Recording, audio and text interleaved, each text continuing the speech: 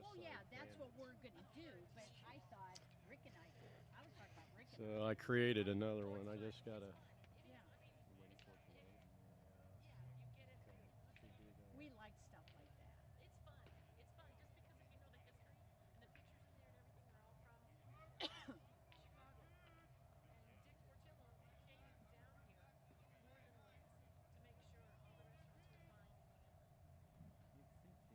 I know it was We used to love to go to Chicago, but yeah. you know, because it was fun to go on the L. I used to have this picture. One time we were down in the L, waiting for a train. There was nobody. So I took a picture of the L. I mean, where there was nobody there.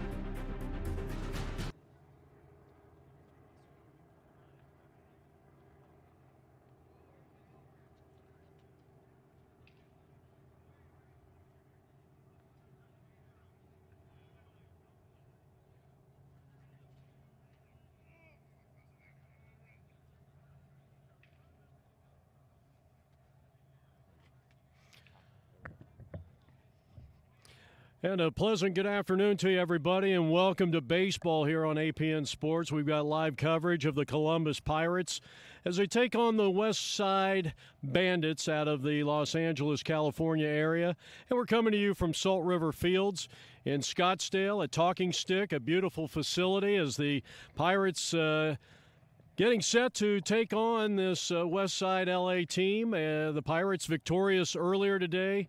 Mr. Sexton, 8 innings, gave up just one unearned run, and the Pirates have a 1-0 record so far. This is the first game for the West Side team, who got here a little bit late, so we're a few minutes away from the first pitch in this game.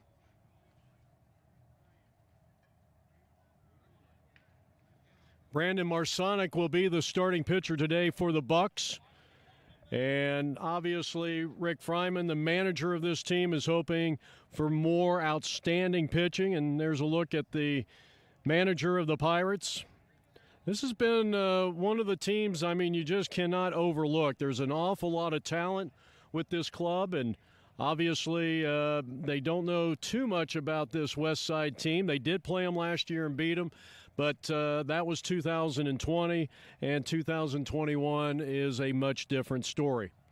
My name is Jeff Lowry. Welcome to APN Video Sports. And we'll do our best with the West Side team and some of the players that they feature. We did not get a complete roster. Again, they got here a little bit late, but they're going to be featuring a fairly hard-throwing right-hander. And I guess if he can command that fastball, it's really going to help his secondary pitches. But the fastball is going to be the key, I think, for him here today. So it's game 2 for the Pirates, coming off a 3-1 victory over the Omaha Red Sox earlier today. And now they're playing from the winter home of the Colorado Rockies and the Arizona Diamondbacks. In fact, this is the Diamondbacks side of the facility. And this facility opened up, I want to say 2011, 2012, somewhere in that area. And certainly, if you haven't been out here, it is probably one of the premier spring training facilities, counting even Florida. This is just one of the nicest, and then you got the McDowell Mountains in the background, Camelback. Yeah, it's just a beautiful place. So even if there's no action going on, you ought to come out and take a look at this facility.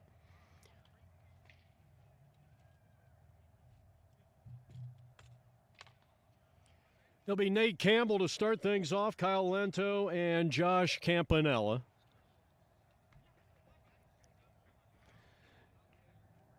Nate comes up there, good speed. This is the catalyst in this lineup. Generally one of the top guys in on-base percentage and runs scored and stolen bases on this Pirates team. So it's the West Side Bandits, it's the Columbus Pirates in the 2021 Men's Senior Baseball League's World Series right here on APN.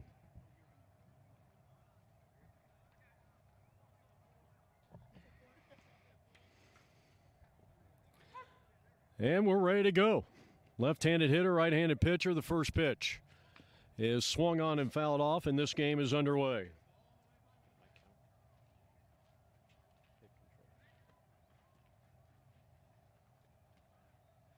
No balls and one strike. First pitch at 5:20, so we're just 5 minutes late. Not too bad. Campbell takes high and away. 1 ball, 1 strike. And I guess the West Side Bandits, I guess it would go without saying that keeping this guy off the base paths is going to be one of their keys to success if you're looking at it from a West Side Bandit. 2 balls and 1 strike. We're just underway from Salt River Fields. Fastball is high, and it's 3-1. So we talked prior to the at-bat here by Campbell. The fastball has to be controlled, and he's missed 3 straight times. Let's see what he comes back here on a 3-1 pitch, and that's low and inside, ball 4. So Campbell really had a patient approach to that at-bat. He's on with a leadoff walk, and that'll bring up the second place hitter and second baseman, Kyle Lento.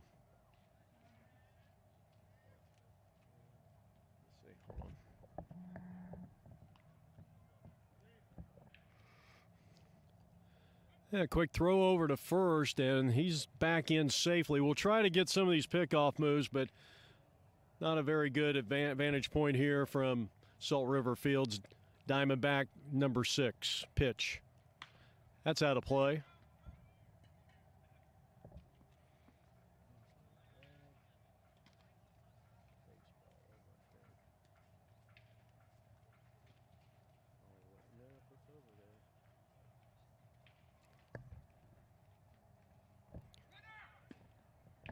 Snap throw to first, and it got away, but Campbell's going to stay right there.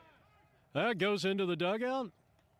Yep, that went into the dugout, so he's going to be awarded second base, and that'll be an error on the play.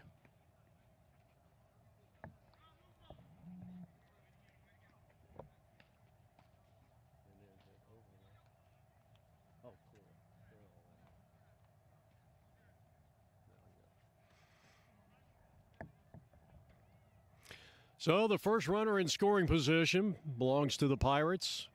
That's a strike called on the outside part of the plate. 0-2. No balls and 2 strikes.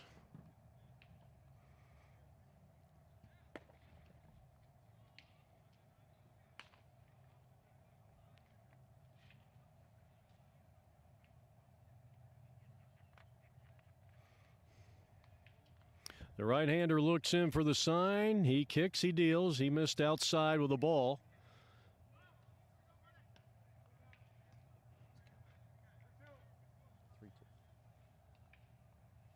Three balls, 2 strikes with a runner at second base. Just underway, nobody out on the pitch. Line drive out into right center field, and that ball's going to drop in for a hit. This should score the run from third. Here's the throw to second, and they got a play on him, and he is gone. But not before Campbell scores for the Pirates, and the Bucks lead it 1-0 here from Salt River Fields.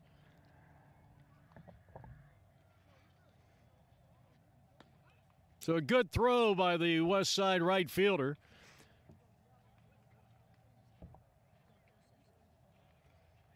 As he guns down Kyle Lento, and now Josh Campanella.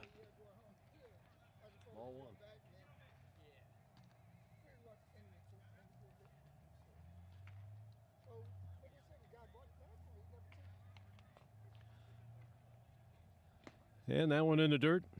2 balls and no strikes, right-handed hitter. Josh, last year, if memory serves me correct, played a little third base. He's getting the start at shortstop here today. And that's outside. That was over the white line of the left-handed hitter batter's box, and it's 3-0 on Campanella. The pitch. And that one is too high, ball 4. Second walk issued by the West Side LA starting pitcher.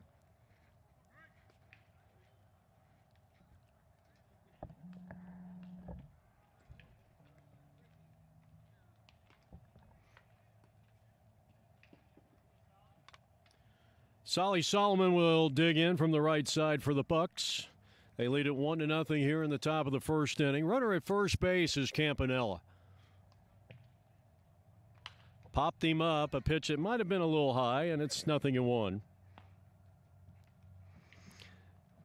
Well, talking to Rick Fryman before the game, he's hoping that this guy is going to drive in a lot of runs. That's a big reason why he's in that cleanup spot right now. He's got a runner at first base, 1 out. A run is in, top of the first. Right-hander kicks and deals, and he floats that one in there. Nice breaking pitch.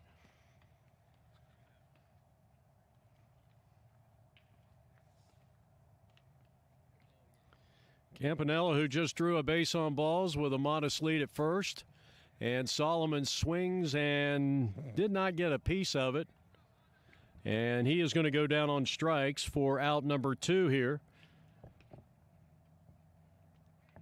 And Gollum will bat, the number 5 hitter in the lineup for Rick Fryman's Pirates. The Pirates lead it 1-0 here in the top of the first inning. So the LA pitcher has 2 walks and a strikeout. And this one's popped foul and out of play, and it's 0-1 on the 5th place hitter. Charlie Reitzel is on deck.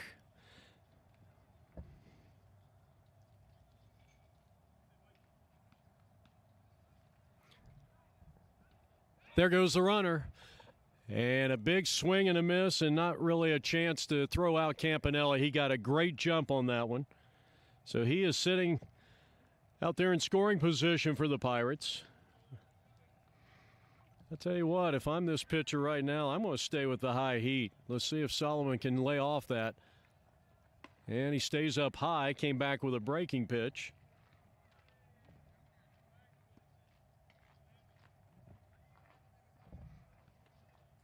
"81 degrees, our game time temperature, 5:20 first pitch. 2-strike pitch, and that is strike 3 called on the outside corner. That was a beautiful pitch. That was the best pitch we've seen from him so far. And after a half an inning of play, Columbus Pirates won, and the LA base team is coming up.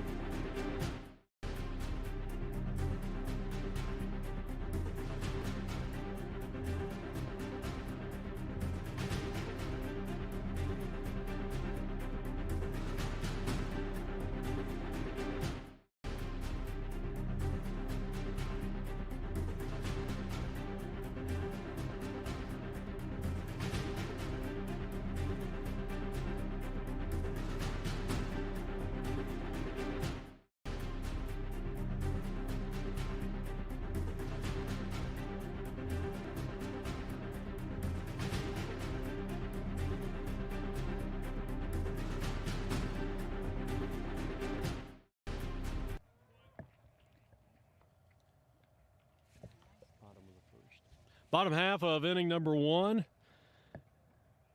Back here at Salt River Fields, and you're getting a look at today's starting pitcher, Brandon Marsonic, the southpawer, and he's got some big shoes to fill after the outstanding performance by Sexton in Game 1 against the Omaha Red Sox. And you can see he's got a live fastball. First pitch in there for a called strike, and it's 0-1.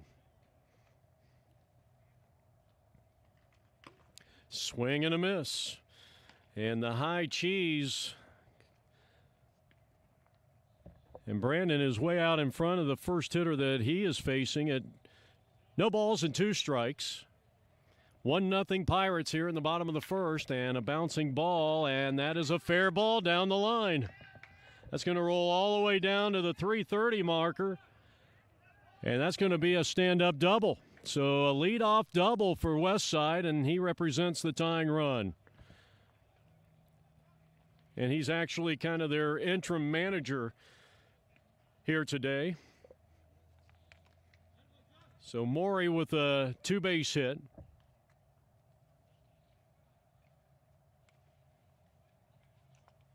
And now the shortstop, Ryan.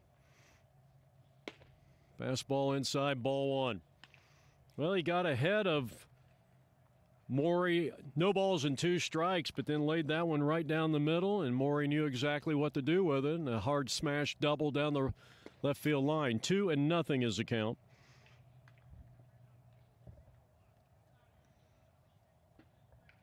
Rodriguez is on deck.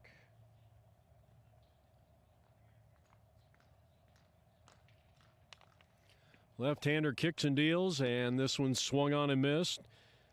That's going to be one of the keys to success for this left-hander, is the fact that if he can keep that fastball down, I think he's going to be tough to hit.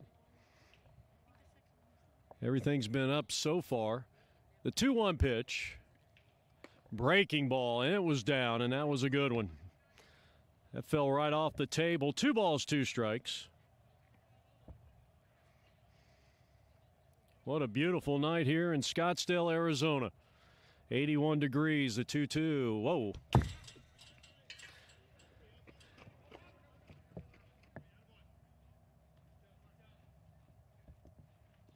So now the runner advances on the wild pitch. And now the count is 3 balls and 2 strikes. A tying run 90 feet away for Westside.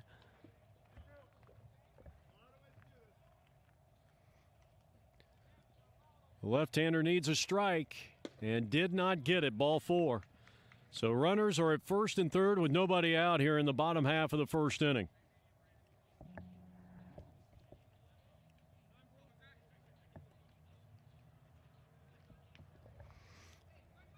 Right now, Rick Fryman is going to talk to the home plate umpire. And maybe a discussion about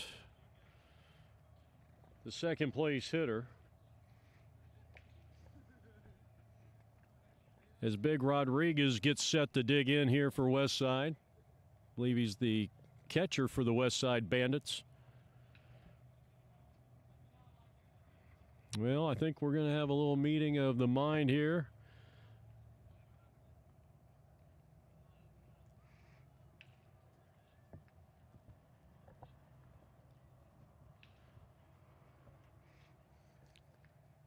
Usually in this kind of situation, you'll see someone may have batted out of order, possibly. I'm only speculating.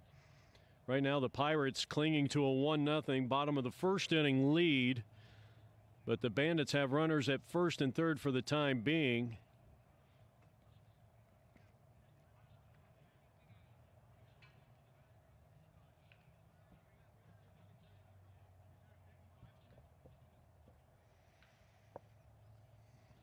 So we'll just keep it right here. Guess the Houston Astros are up big in their American League championship series, and a chance to go up, I think, 3-1 in that one.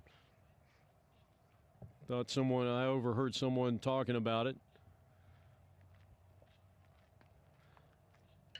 And it was certainly good to see Major League Baseball back to a full slate of games. Last year they had 60.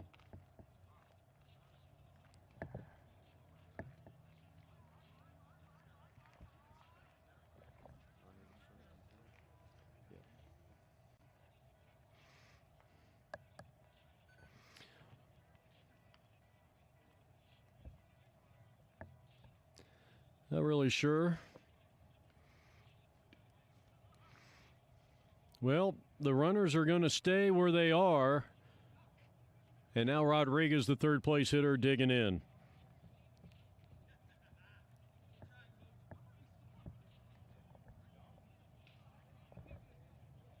Well, he's got a different name on his back.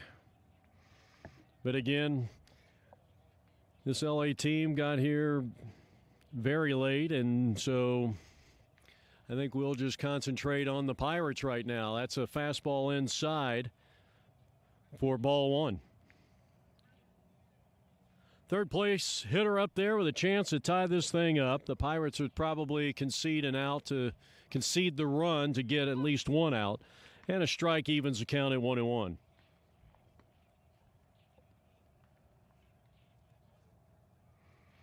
Bottom half of the first inning.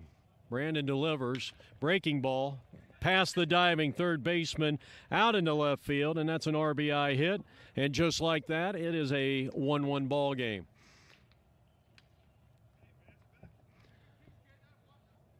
So just like that, this game is all tied up as West Side wasted absolutely no time.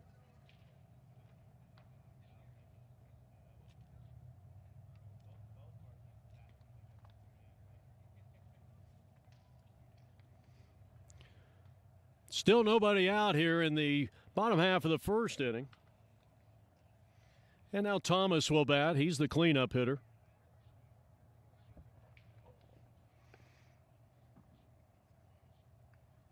Breaking ball outside. 2-0.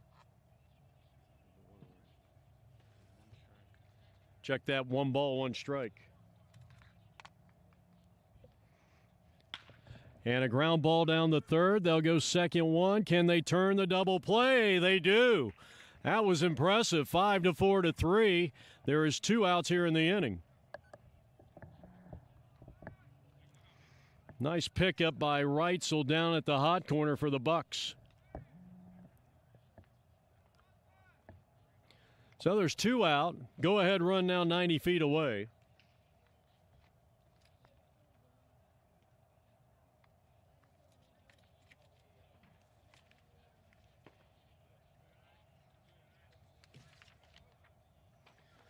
First pitch is low, ball 1.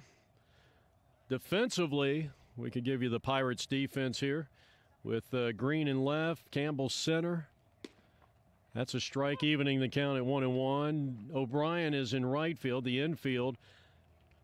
Imhoff at first base, Lento at second, Campanella at short, Reitzel at third.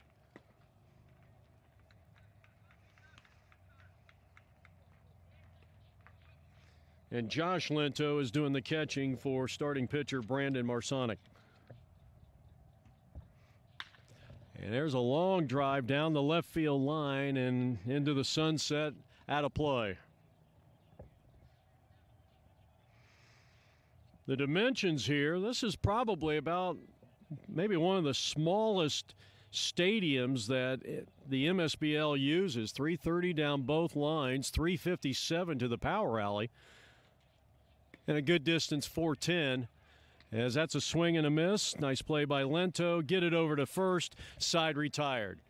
But they get a run, they leave one. We have played 1 inning of play from Salt River Fields at Talking Stick. The Pirates won, West Side likewise.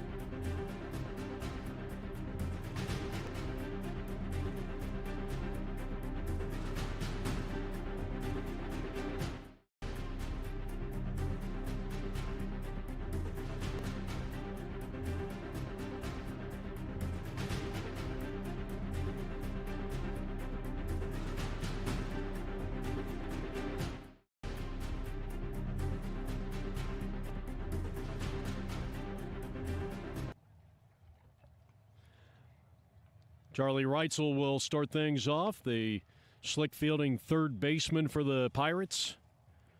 As he comes to the plate, a right-handed hitter, right-handed thrower, and he'll be facing actually a new pitcher.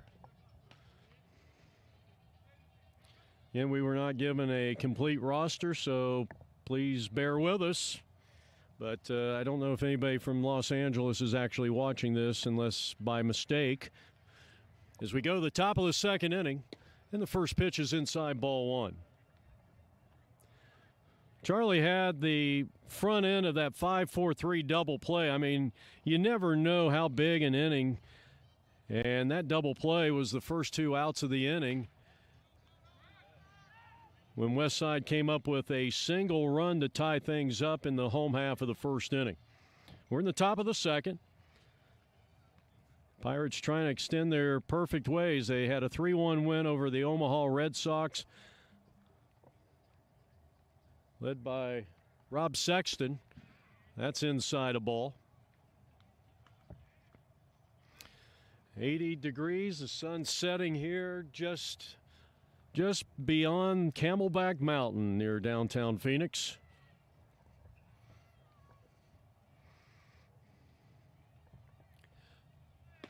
And a strike call. Boy, unhittable pitch right there. I'm telling you, if I'm the West Side pitcher, I'd throw that one again. I might keep going to that pitch. Let's see what he does here. They're setting up outside. That one's in the dirt.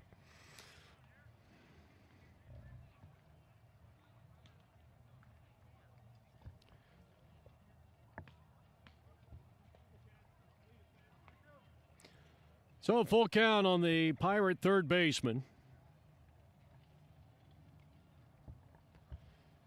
Payoff pitch, plateward, and it is strike 3 called. He knew it. So the new pitcher comes in and disposes of the first hitter that he faces.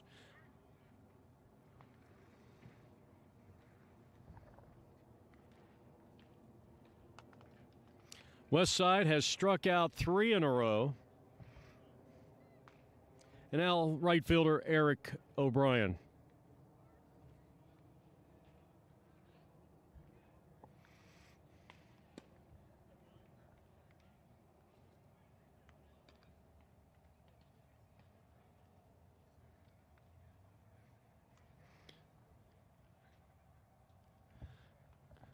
Of course, they misspelled his. Well, I better not say that. It might make him laugh. Left-handed hitter. And a little tardy on that big fastball.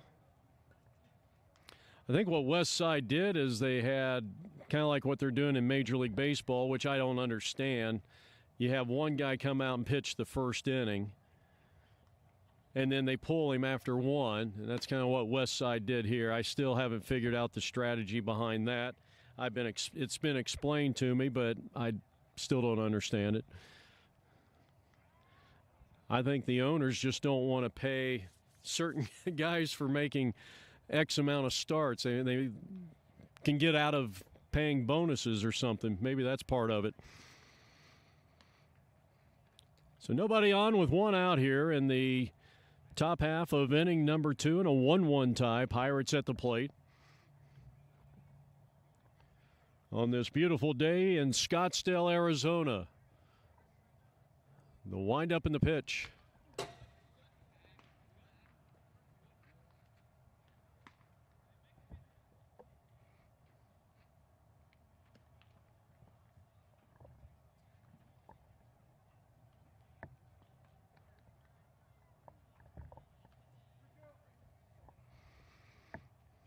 Another payoff pitch from the West Side right-hander, and here it is.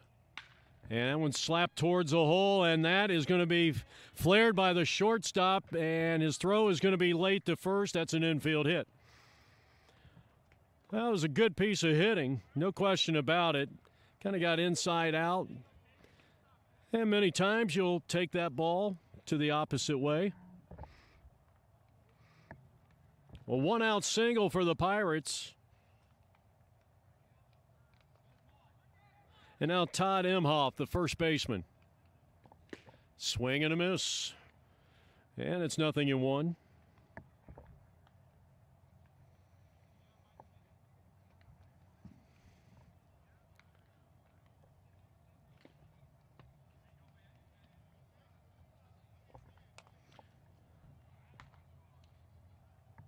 Pirates got their only run. That was in the top of the first inning.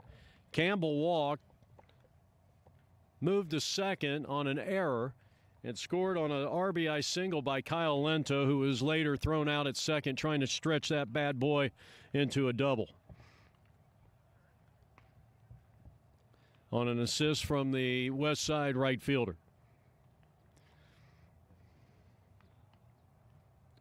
So now a ball and 2 strikes and a quick throw over, and the runner is back in safely. 8th hitter in Rick Fryman's lineup, standing in, right-handed hitter all the way. And the breaking pitch, and he was out in front of it. I'll tell you what, this young man right here on your screen, I'll tell you, he has been breaking off some pretty impressive pitches so far.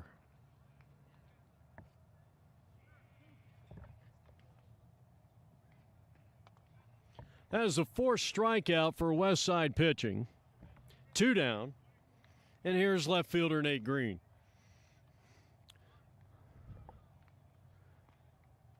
First pitch. Swung on and fouled, and it's 0-1. Well, you wonder if Fryman might possibly put the runner in motion here. 2 out in a 1-1 tie. And the right-hander delivers, and it's popped him up, and this is in play. Playable for the third baseman, but struggling. Cannot make a play. That drops in for a base hit. As the runner moves to third, they are on the corners, and the Pirates got something going with 2 outs here in the top of the 2nd inning.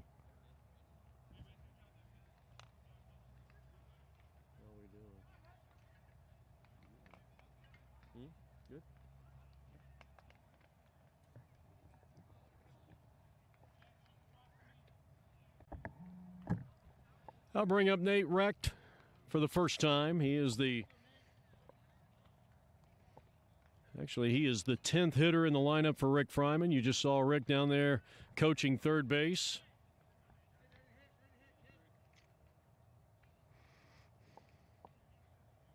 First pitch. And just off the outer part of the plate, 1 ball and no strikes. And a 1-1 tie here in the top of the 2nd inning. Swing and a foul tip. And it's 1 ball, 1 strike. Well, as Nate got a 2-out single in that baseball bat, he would love nothing more than to push across the go-ahead run. And he went after a belly-high fastball, and it's 1-2.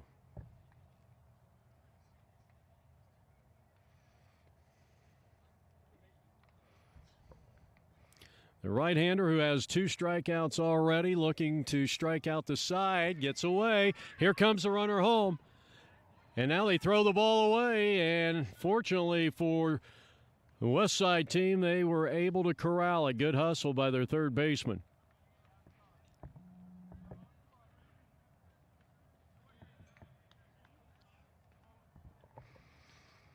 So that evens the count at 2 balls and 2 strikes.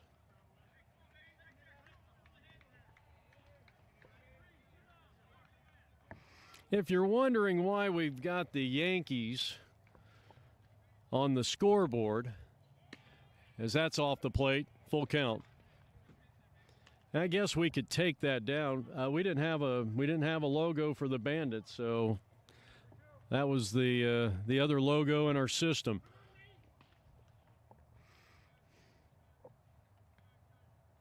The pitch, low, ball 4, good at bat that time.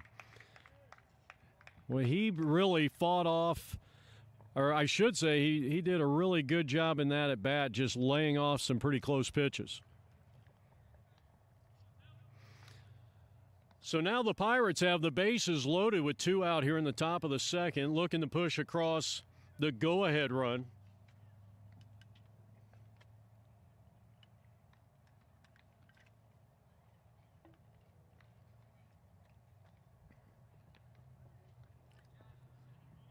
And now Josh Lento, the Bucks backstop here, coming up with the bases loaded. Well, you're going to have to rev up the bat speed because this right-hander, he's throwing pretty hard. First pitch to Lento. And did he check his swing? No, he did not. And a called strike, 0-1.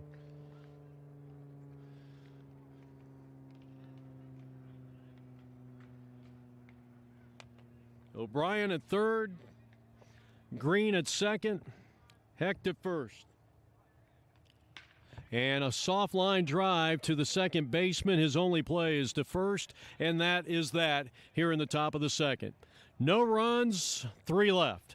After an inning and a half of baseball, it's the Pirates 1 and West Side likewise out of L.A. And you're watching APN Sports and our coverage of the 2021 MSBL World Series.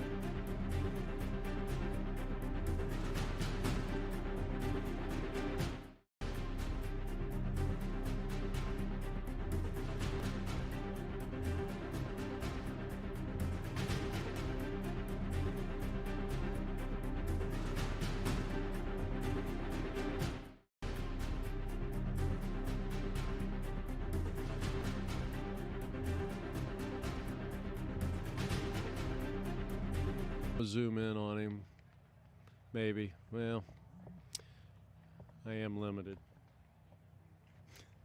All right, we go now to the bottom half of the second inning. From Salt River Fields in Scottsdale, the winter home of the Colorado Rockies, and actually this is the winter home of the Arizona Diamondbacks, but both those major league teams share the same facility. First pitch strike, 0-1 on the leadoff hitter for West Side.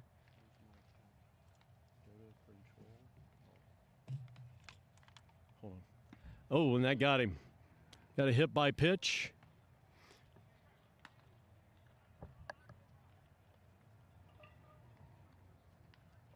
So the leadoff hitter is aboard.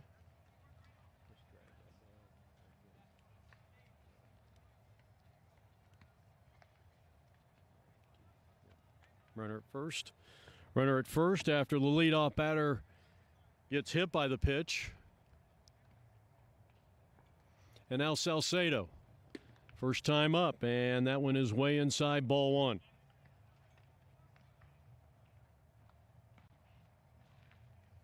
Trent is on deck for West Side in a 1-1 tie. 2 balls, no strikes. So lefty on lefty here.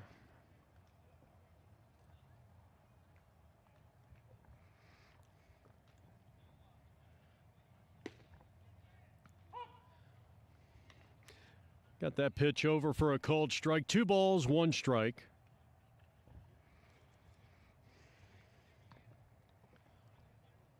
The left-hander delivers and way outside, and a nice job of keeping that ball from going to the backstop. And now the count runs to 3 balls and 1 strike.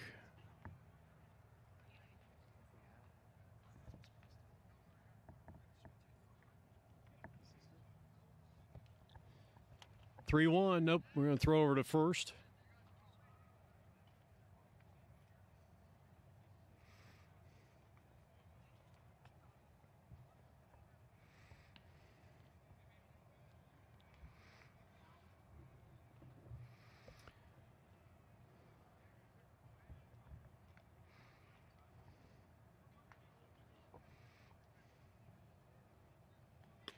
Ball 4. So back-to-back leadoff walks here. And once again, Westside threatening in their second plate appearance in this game. And now D. Trent will come to the plate.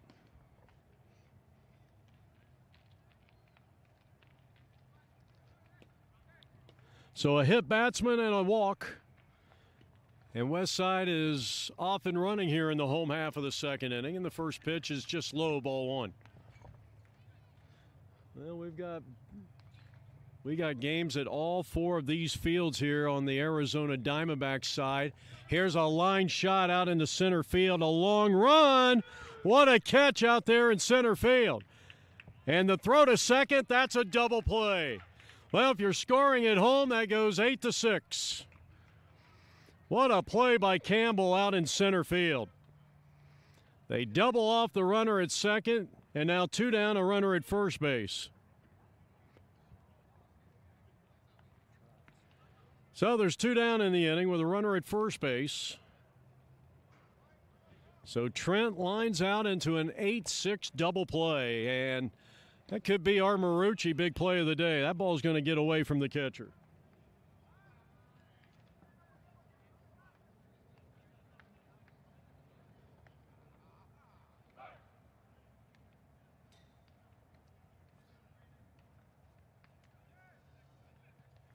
So now Martinez with a chance to drive in a run with the ball getting away from the catcher. And another good stop that time. Josh Lento, who does a fine job behind the plate. Here's the 2-0 pitch. In there, good fastball, good location. And it's 2 balls and 1 strike here in the bottom half of the second. Runner at second base with 2 out. Pirates and the Bandits tied at 1 apiece.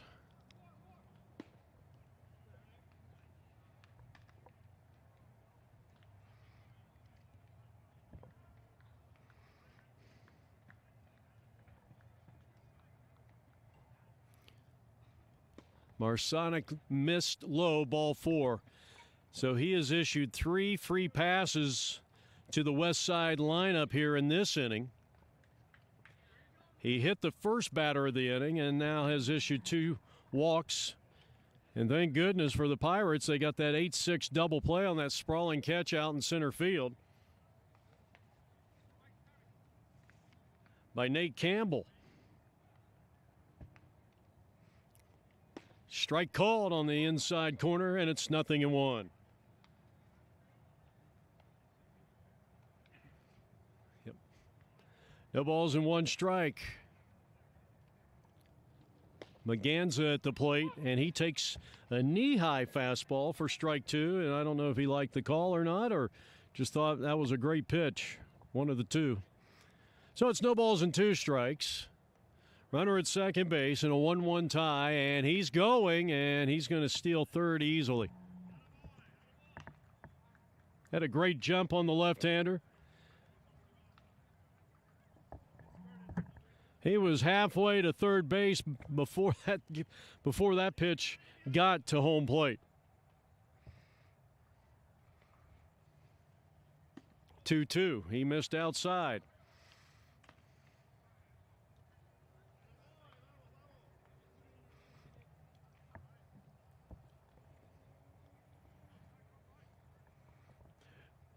Needs a strike here.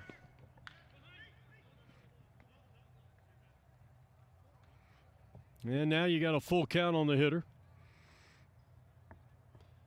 That'll be a defensive indifference as the runner from first advances to second.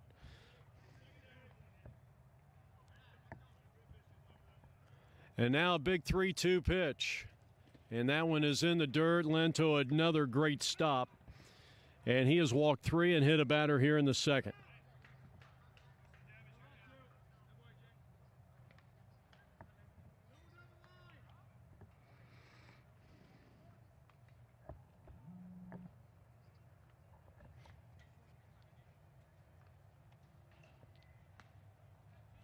Well, I'll bring up the right-handed hitting Guzman.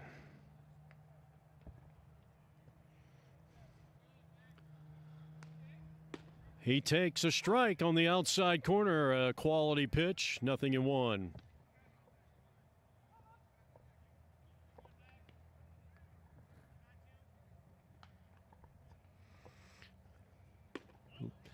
Gotta like that batting stance.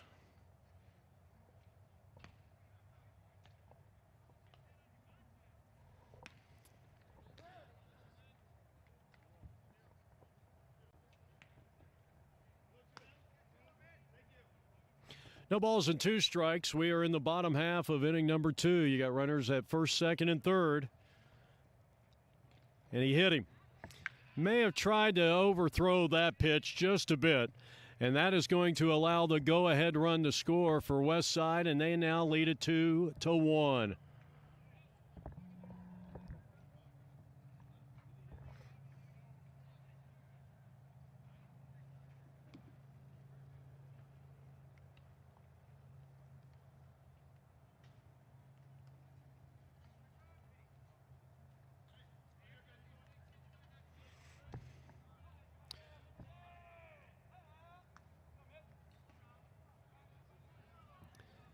I think we're just going to maybe go away from these names because I don't think they're matching their batting order here. So now the bases are loaded, and this one is pop foul back and out of play. Bases are loaded. A run is in for the West Side Bandits, and they lead it by a score of 2-1.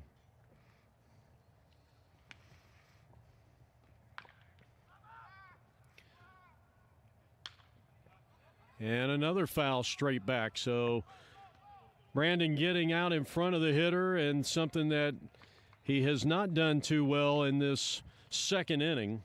He has walked 3, he's hit a batter, and 1 run has come across for the West Side Bandits. But he's 0-2 pitching. And he got him. He just pulled the trigger, and that'll retire the side. They get a run, they leave 3, and we have played 2. From Salt River Fields in Scottsdale, the Pirates now trailing 2-1.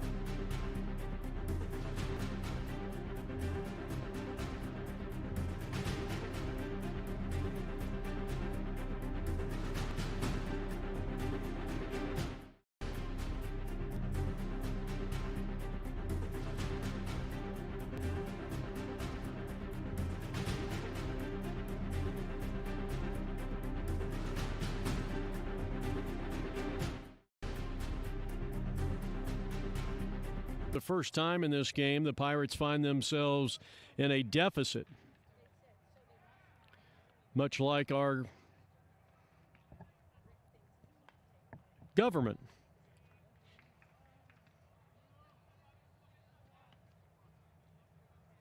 So here's Grillo.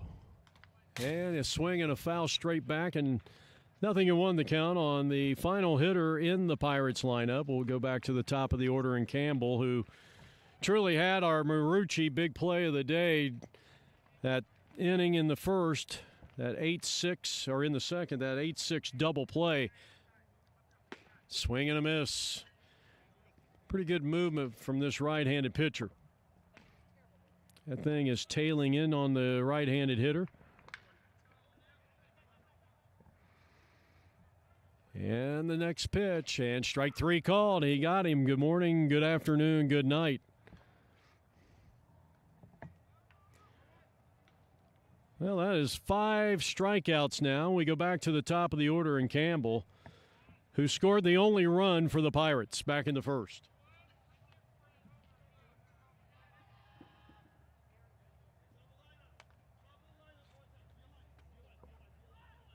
First pitch to Campbell, and he hits one well out in the center field, and this ball will be caught.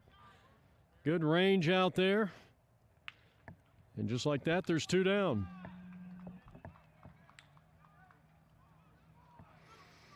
So a strikeout, a flyout. 5 strikeouts for West Side pitching so far. And now Lento. Kyle drove in the only run with that single and that thrown out at second, trying to stretch it into a double. The Columbus Pirates on the air here on APM. We're in the top of the third.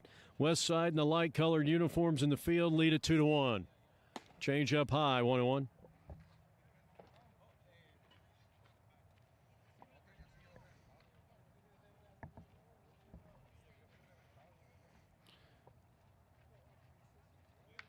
And he went after the high heat, 1-2. It just takes so much patience and discipline to lay off the high one, so that looked like it was in the strike zone.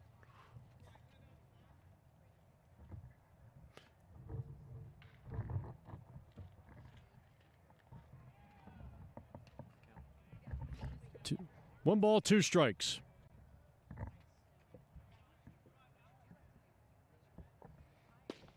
Strike 3 called on the outside corner.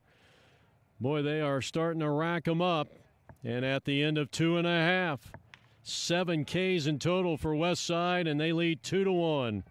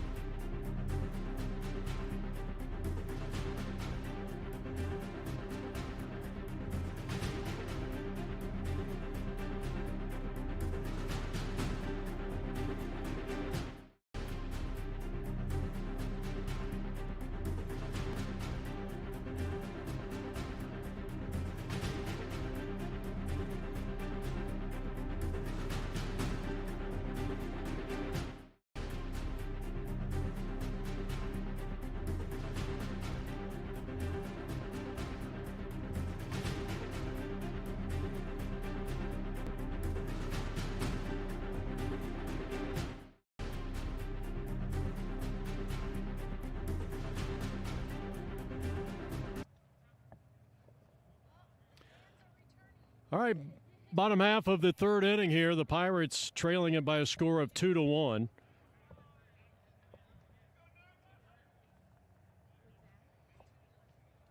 This is the third place hitter in the lineup, and a big swing and a miss.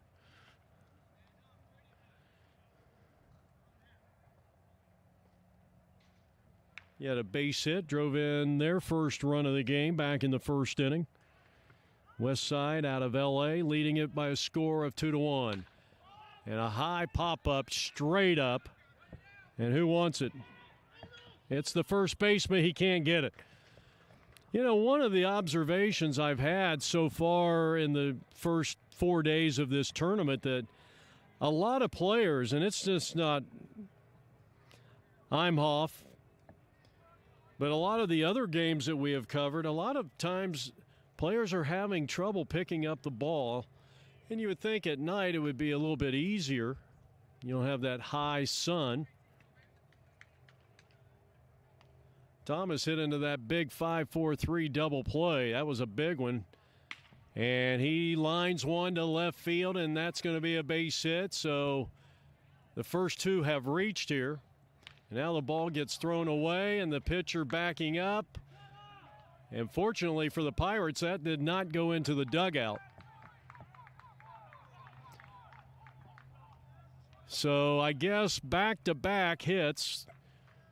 Rodriguez the infield hit with that pop-up that landed safely.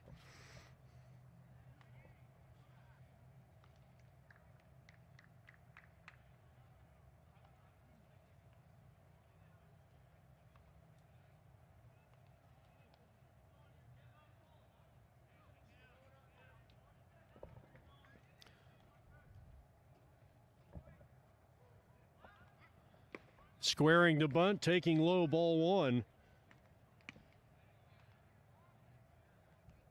And this is Martin batting for the second time.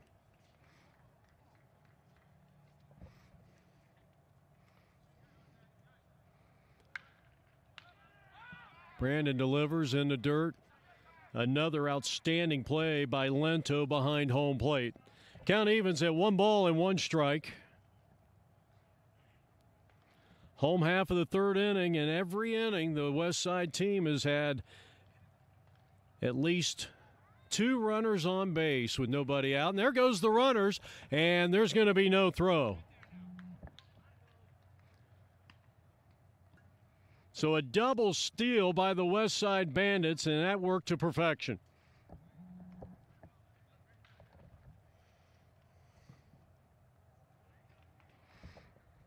Now a couple of ducks on the pond here for the Bandits. The pitch, and that one is hit hard to the shortstop. They'll concede the run, and the throw to first is in time. That is the first out of the inning. And the runner will stay put at second base. One down in the inning.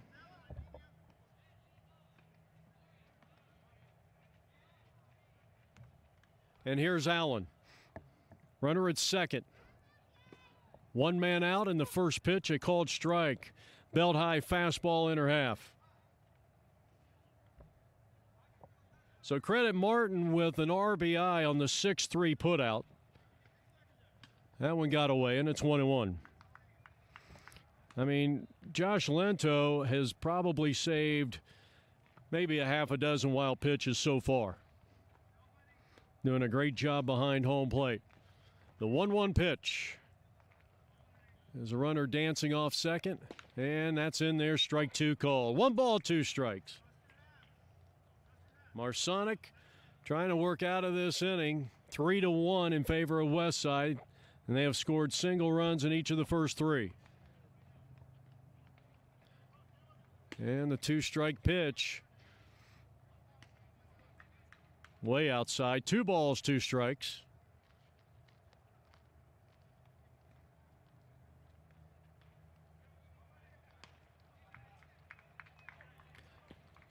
This one skips away, and runner's going to move up 90 feet to third.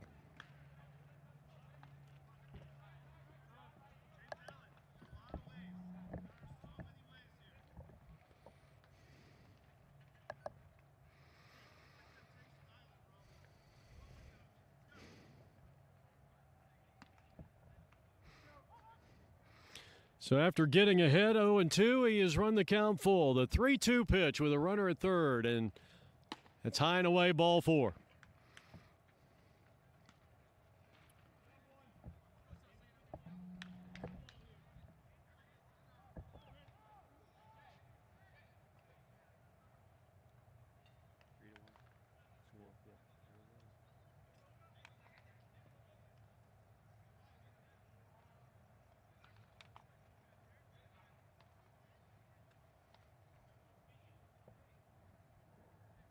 Salcedo walked and scored back in the second inning. And he squibs that one foul third base side, and a nice scoop down there by their leadoff hitter and interim manager, Mr. Morey.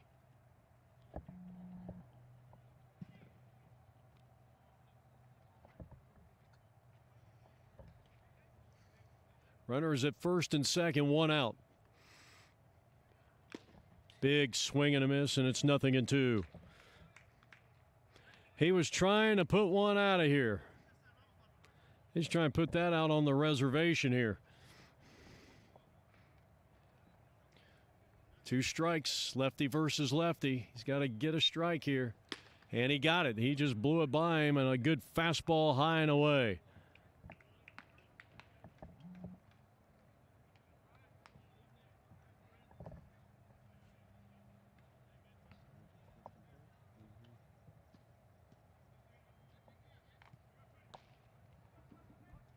Third strikeout for Brandon in the ball game. Trent hit into that 8-6 double play, our Marucci big play of the day. And a swing and a miss, and it's 0-1. Well, that temperature's starting to drop just a bit here. With the sun going down, we had a daytime high temperature about 84, 85, depending on what part of the Maricopa County you resided in all day, but right here it's about 78 degrees and it's feeling pretty good. 2 strikes, 2 outs. Another run in, 3-1 is our score. And here's the pitch, and he got him swinging. That's 4 strikeouts for Brandon, and we have played 3 full innings from Salt River Fields in Scottsdale. And the Pirates now trail it 3-1.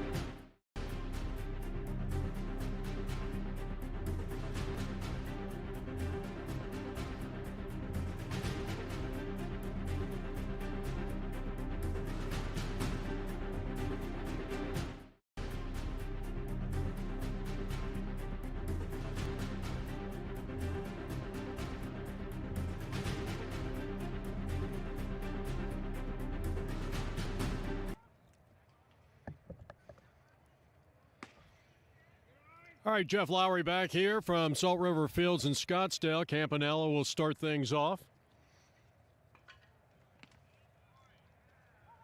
He drew a walk back in the first inning. That was the inning in which the Pirates scored their only run. They trail it 3-1 here in the top of the fourth. Campanella skies one down the right field line, long run, and that ball's going to drop in for a hit. Campanella will get an easy double out of this one.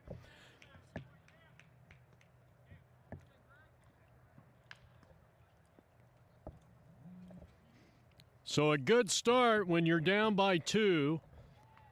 And the batter's going to be Solomon.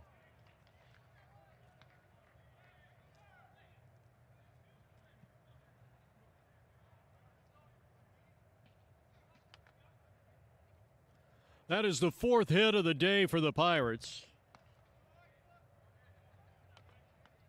And Greg Solomon represents the tying run for the Bucks. And he takes the first pitch low for ball 1. Jeff Lowry, along with our technical director, Roger Bemis.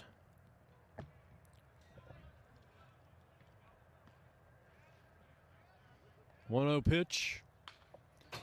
And rode in on that hands of Solomon that time. He was able to fight it off and foul it off, and the count is even at 1-1 strike on the cleanup hitter for the Pirates.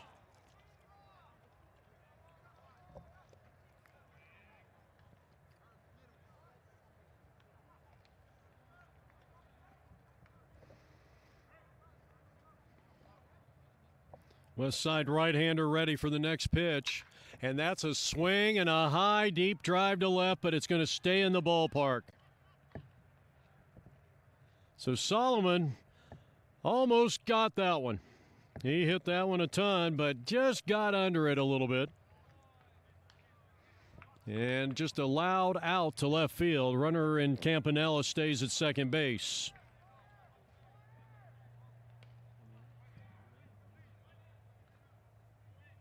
Mike Gollum batting for the second time.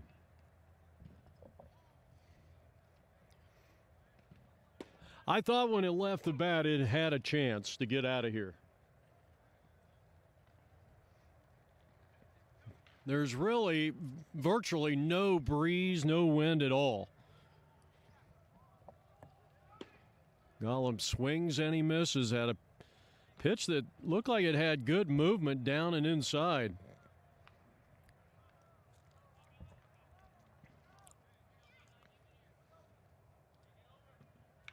Oh, 2. And the slider missed down and away, and a good job by Mike laying off that hard-breaking pitch. And the count goes to 1-2 strikes.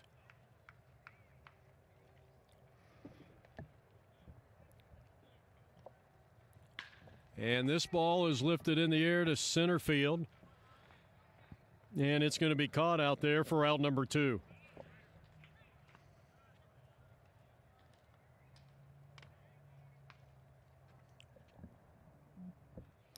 So I'll bring up third baseman Charlie Reitzel. Well, the Pirates have a runner in scoring position out there and definitely get a 2-out hit right here and draw this game back to within 1. Pirates trailing at 3-1 here in the top of the 4th inning as we move along from Scottsdale, Arizona. And the first pitch to Reitzel. The third baseman is in the dirt. I'll tell you, both these catchers have done a nice job keeping that ball in front of them or at or around home plate.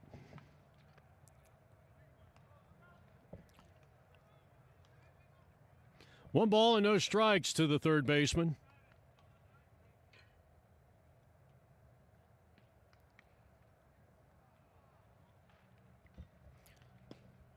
In there for a called strike.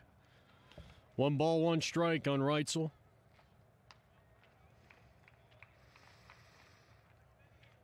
Campanella led the inning off with a wrong field double. But then a couple of flyouts and a 1-1 pitch, and he fouls that one deep down the line out of play.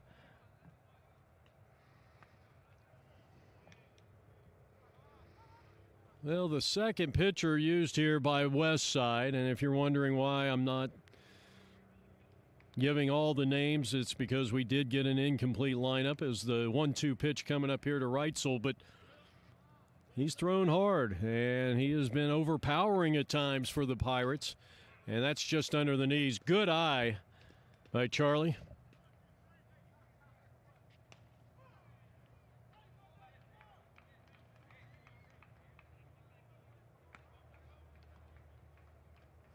Two balls, two strikes to him. And a ball hit hard to the shortstop, but he gobbles it up and throws him out at first base. And what a job by this defense. What a job by this pitcher. So we head now to the bottom half of the fourth inning from Talking Stick. And West Side heading back to their dugouts, leading 3-1.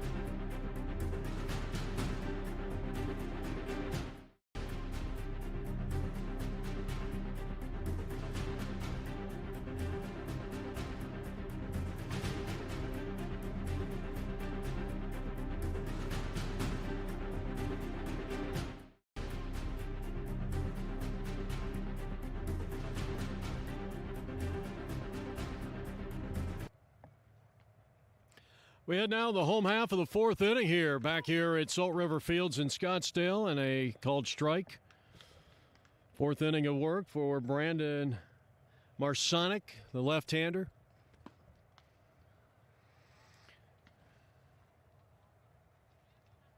Brandon looked pretty good, striking out the last two hitters he faced in the third inning, but he has given up a single run in each, as this one is grounded to the right side, and a nice play. Throw to first in time.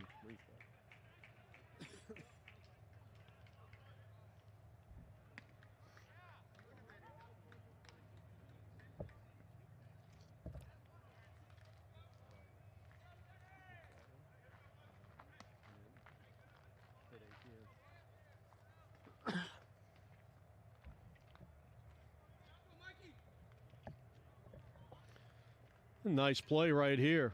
I mean, he took his time, gave his guy a nice little feed over there. Nice job by Kyle.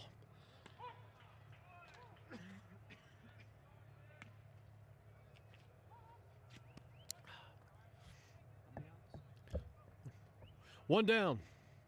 And the fastball inside. Now even the count at 1 ball and 1 strike.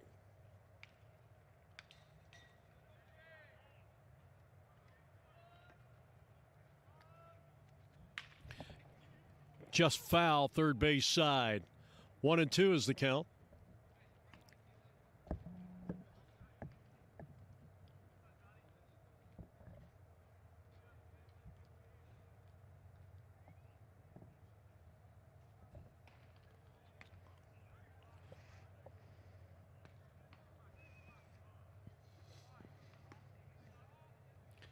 Westside has scored at least 1 run in each of the first 3 innings. Brandon ahead in the count, 1 ball, 2 strikes, and it's outside a ball, 2-2.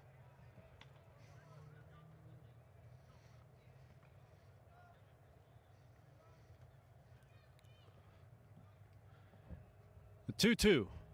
Swing and a miss. And apparently he just nicked it.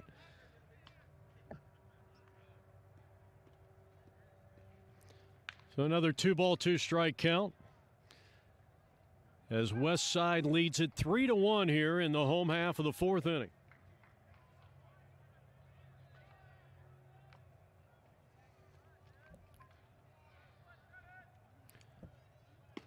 Strike 3 called. That is 3 in a row that Brandon has gunned down via the strikeout.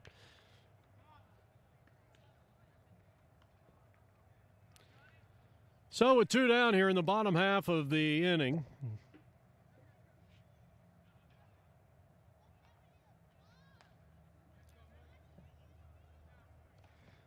Next hitter up with nobody on and 2 out. High fly ball. Fairly deep, back to the warning track, and hauling it in is the left fielder to retire the side. So a very good inning, the best inning for Brandon, no doubt about it. They go down 1, 2, 3, and we are heading to the 5th. Pirates trailing 3-1.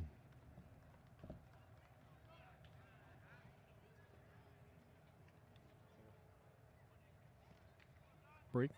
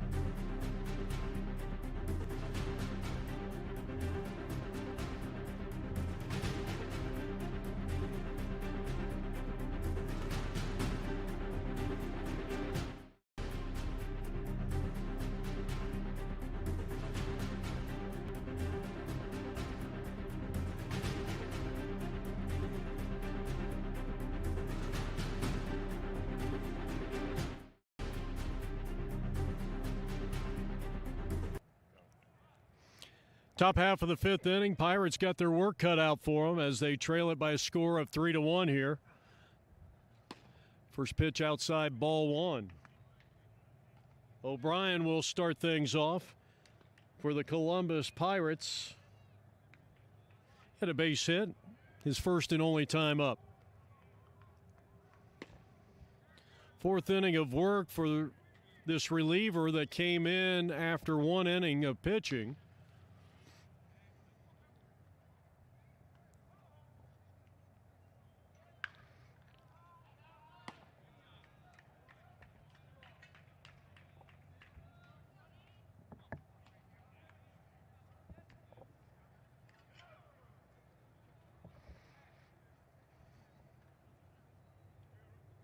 Seven strikeouts so far for West Side pitching.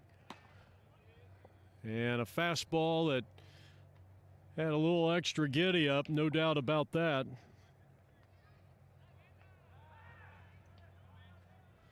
And the 2-2 pitch.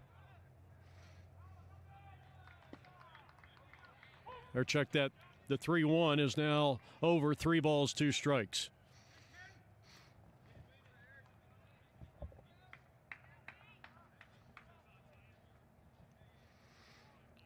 Ready with the payoff pitch. Inside ball 4 and another good start.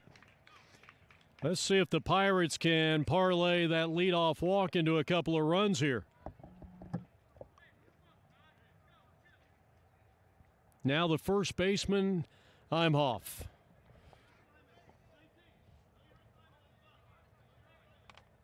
He was a strikeout victim back in the 2nd inning. And he grounds one down to 3rd. Could be 2. They go second one. It was a high throw. Probably would not have turned the double play. But a nice play down at the hot corner for West Side. Runner at first with one out. So a 5-4 fielder's choice for those of you scoring at home.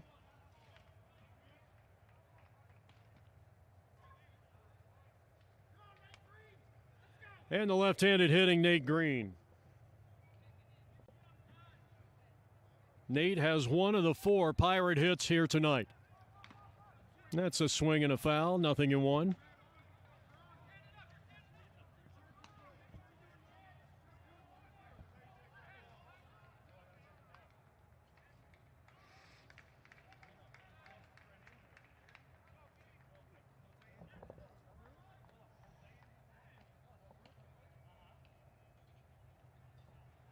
I stand corrected. The West Side pitching staff now with 8 strikeouts in total. And they lead at 3-1 here in the top of the 5th. And here's a smash into right center field. That ball's going to go all the way to the warning track. Here comes the runner around third. They're going to wave him home. Here comes the throw to the plate. It's not in time, and it's a 1-run affair.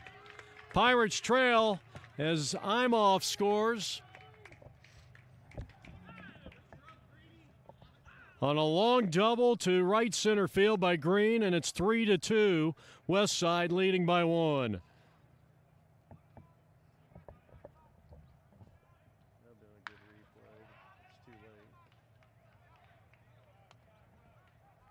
Now Nate, batting for the second time. He takes fastball in, ball 1. Nate was trying to say maybe that ball just nicked him. And now a quick meeting of the minds out at home plate. I would imagine that is to change maybe some of the signals. Maybe they're going to a secondary signals.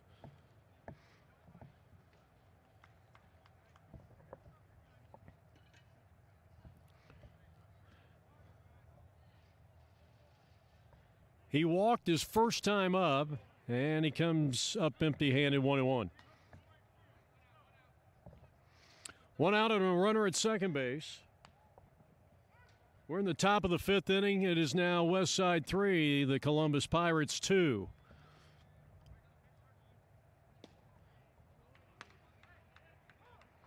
Two balls and 1 strike.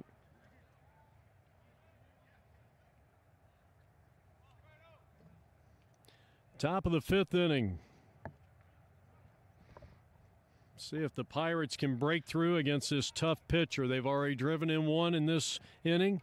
And they got another runner in scoring position out at second base with 1 out.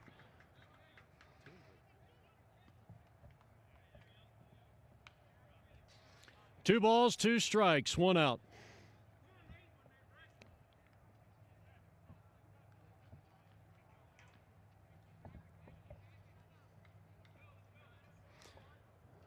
Taking his time out there for this 2-2 delivery. And a breaking ball, and it stayed high, full count. It's a pretty good pitch. That could have went either way. Borderline pitch. And now the West Side right-hander is going to have to regroup here and try to take care of a pesky hitter in right. Runner at second, 1 out. The 2-strike pitch, breaking ball. Came right back with a similar pitch, and I'm telling you, that looked major league right there. That was a major league pitch.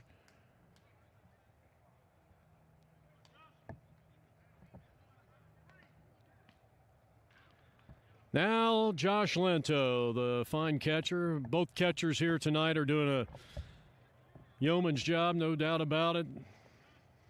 Both of them have been challenged with, many pitches in the dirt. Breaking pitch, swung over and missed, and it's no balls and 1 strike on Josh Lento. Batting here in the top of the 5th inning, a run in, a runner at second, 2 out. No balls and 1 strike on Lento. And here's the pitch, upstairs, and it's 1-1.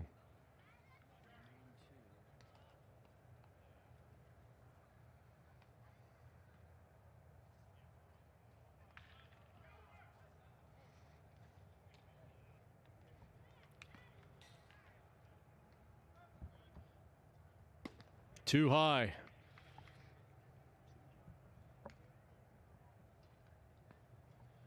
Runs the count to 2 balls and 1 strike.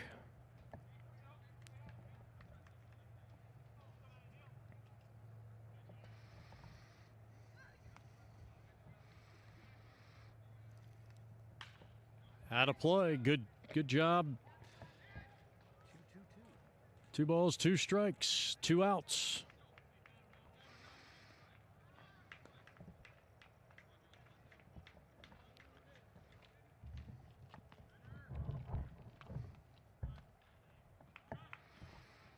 Now, can Lento come through with 2 outs here in the top of the 5th inning and get this game tied? Runner at second with 2 out to pitch. Inside. Tried to come back with a backdoor breaking ball, and it just a little too far inside, so the count is full. 3 balls, 2 strikes. Nate Green standing at second base for the Pirates. He represents the tying run. And the pitch. Breaking ball, popped him up. Second baseman drifting out. He calls, now gives way to the right fielder, and that'll retire the side. As we head to break, the Pirates get a run, and as we go to the bottom of the 5th inning, now trail 3-2.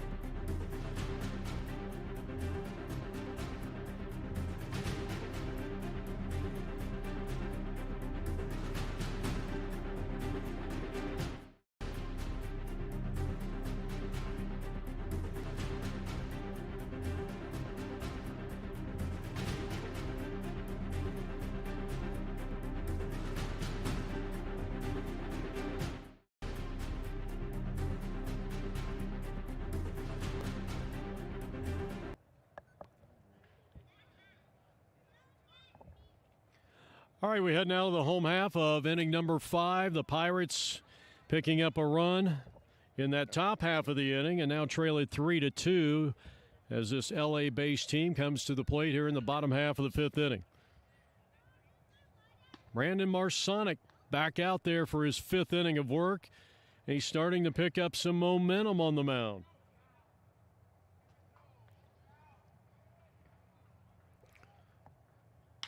Let's see if he can keep it going. That's driven down the right field line, but that ball's going to drift back into the cheap seats down the right field line.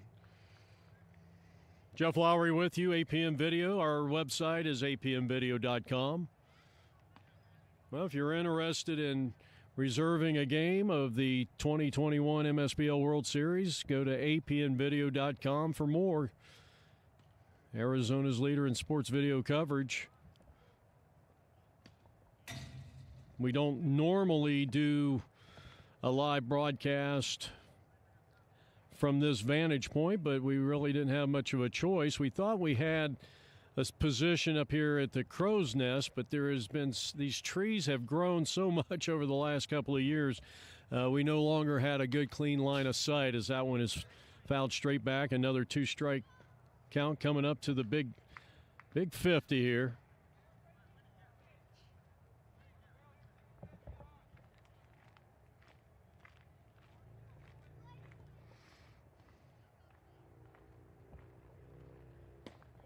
Ball 4.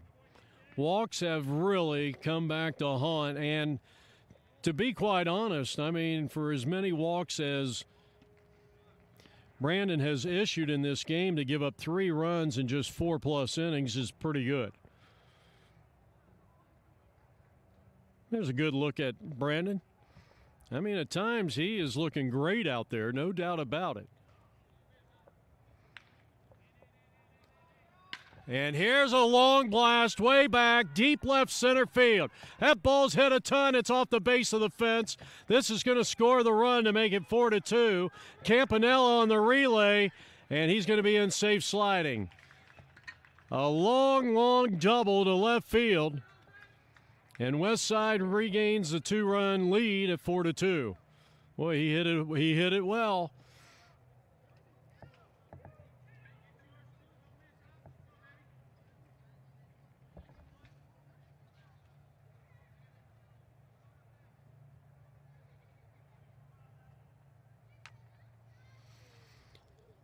So with a runner at second, nobody out, breaking pitch swung on and missed, and it's no balls and 1 strike for Brandon Marsonic and the Columbus Pirates.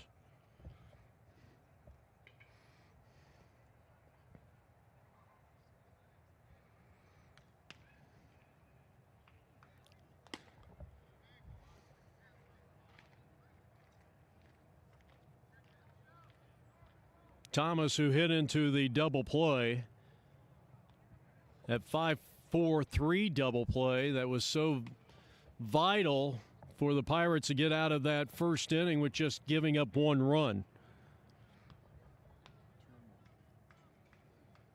2 balls and 1 strike on Thomas. Cleanup hitter. Again, we don't have all the numbers, and we don't have a complete roster, so if you're saying, well, why isn't he announcing these hitters? It's because we didn't get a complete roster.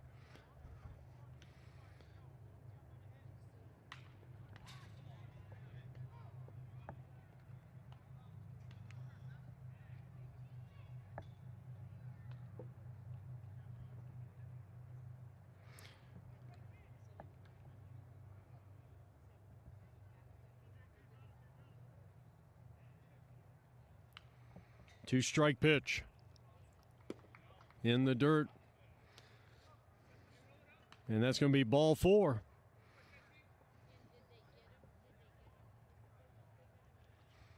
That'll bring Martin to the plate.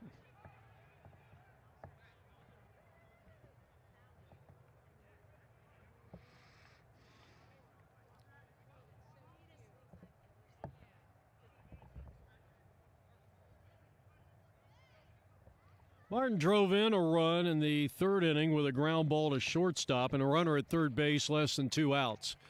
He squares the bunt, pulls it back too quick, and fouls it off. No balls and 1 strike.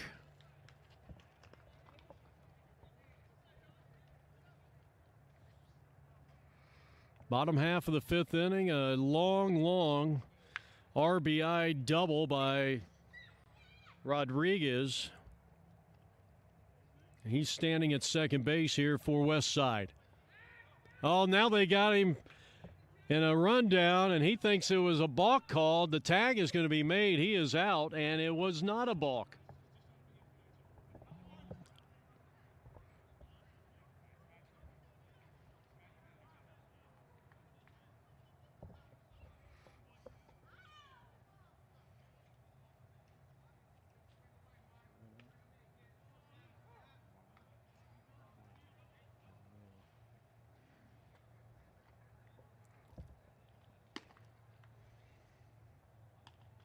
One ball, 1 strike.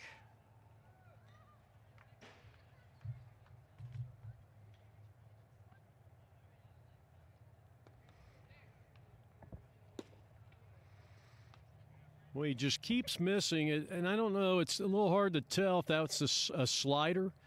2 balls and 1 strike now the count.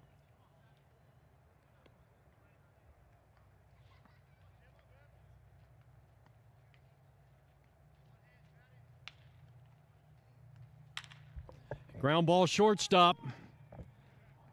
And his play will be to first, and that will be out number 2. So you had the pickoff at third base, and now a routine ground ball to shortstop. You got a runner at third and 2 out.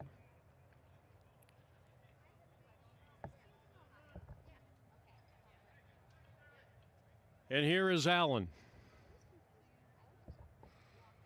First pitch outside. It's 1 ball and no strikes to Allen.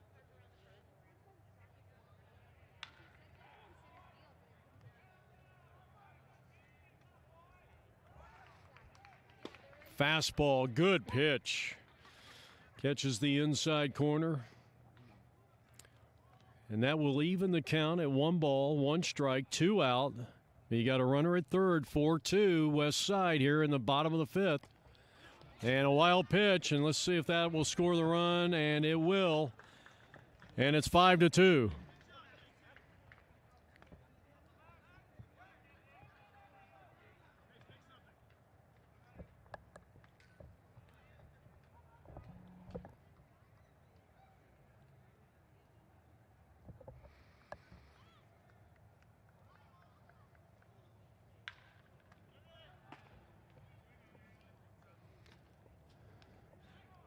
Two balls, 2 strikes.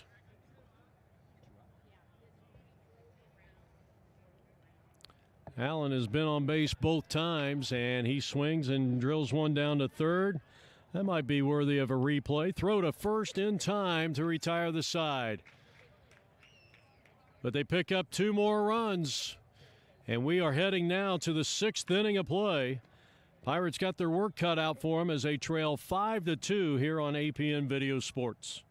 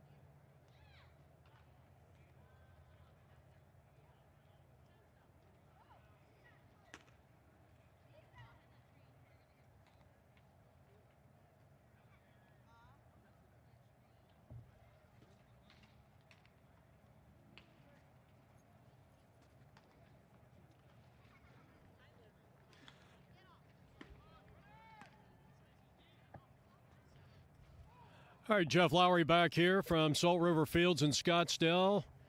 Grillo will lead things off for the Pirates. They trail it by a score of 5-2. They gave up a couple. They got within 1 at 3-2, but then give up a couple of runs in the bottom of the 5th inning, capped off by that big long double by Rodriguez. Grillo bunting and right to the pitcher. He will throw him out at first on a fairly close play. And just like that, there's 1 down. So we're going back to the top of the order in Campbell. He scored the game's first run and made a tremendous catch, our Marucci big play of the day. You can look for that maybe either tomorrow or the next day.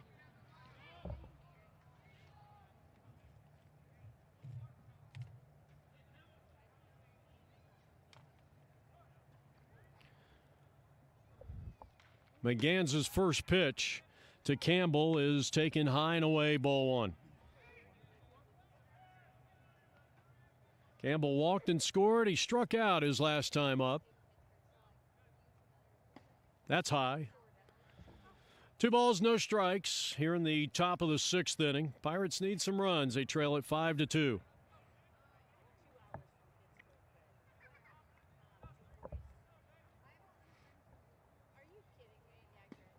Fastball with some good movement.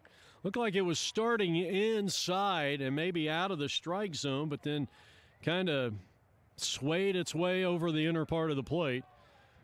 And 2 balls and 1 strike on Campbell, and the pitch is swung on, and a little tapper out in front of the plate. And another easy play, 2 down. Good hustle by Campbell, ran it out all the way. And now Kyle Lento with 2 out and nobody on here in the 6th inning.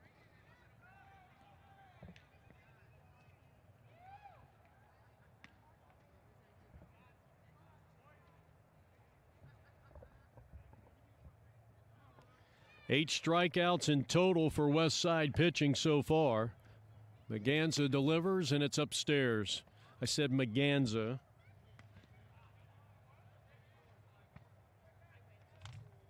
And not Bonanza.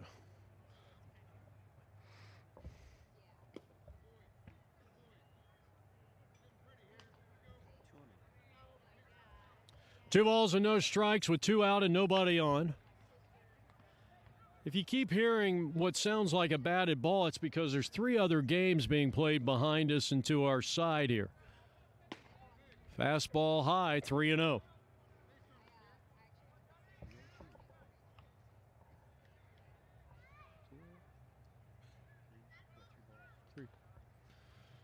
Needs a strike. And that's high and tight, ball 4. So a good at bat by Lento. He was very patient. He heads down to first base for the Pirates.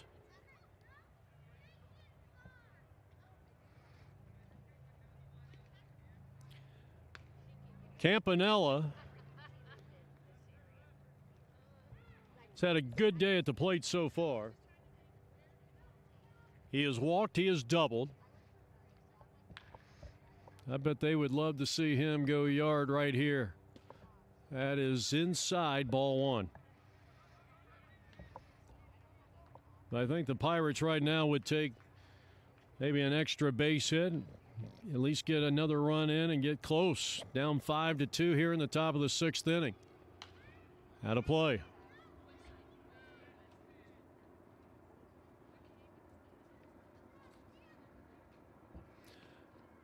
You know, a little dangerous kind of hanging out here. You never know when there's going to be a stray foul ball from one of the other 3 ballparks. Solomon is on deck. 2 out, runner at first.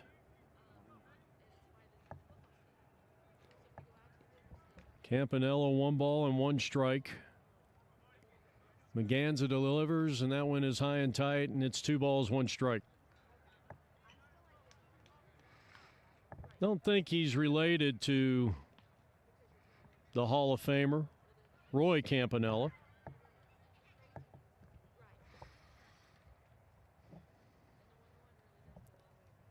Oh, breaking pitch, fell off the table. Good pitch. 2 balls, 2 strikes, 2 outs, a runner at first. Pirates trailing 5-2 here in the top of the 6th inning. And he got him on a breaking pitch. 9 Ks for the West Side team. All right, we go to the bottom of the 6th from Salt River Fields. 5-2 Bandits over the Pirates on the Pirate Baseball Network.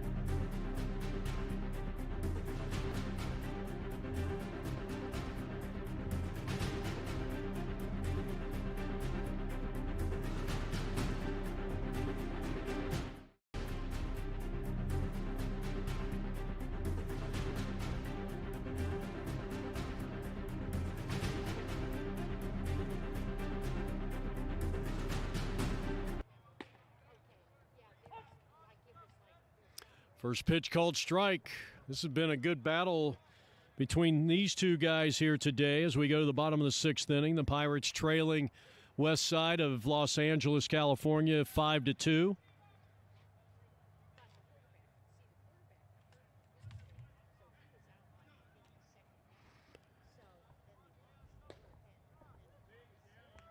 Two and one.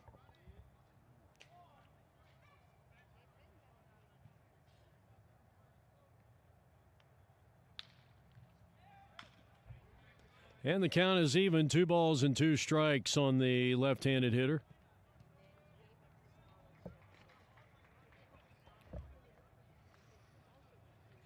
Pirates got out to an early 1-0 lead, but then it's been kind of west side ever since that bottom half of the 1st inning.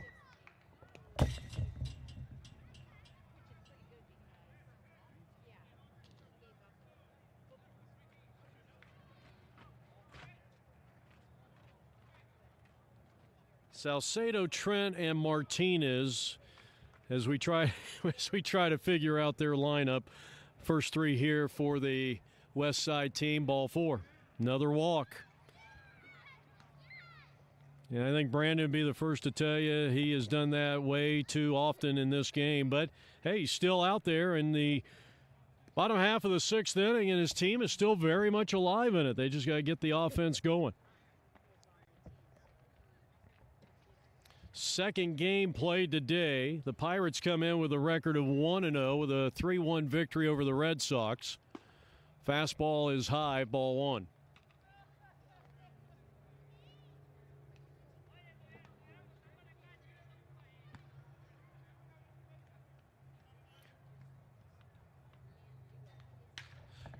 High fly ball, center field, and that's in for a hit. Unless they get the fielder's choice at second, which they do not. And the first 2 have reached here in the home half of the 6th inning.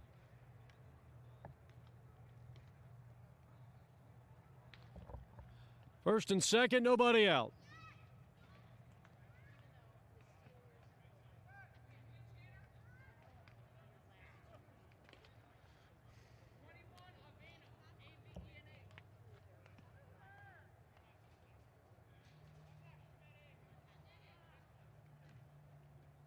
Well, we're going to get a pinch hitter up here. Avena will be the batter as he comes to the plate with runners at first and second and a 5-2 west side lead. Coming off the bench, we'll see what this west side team's depth is.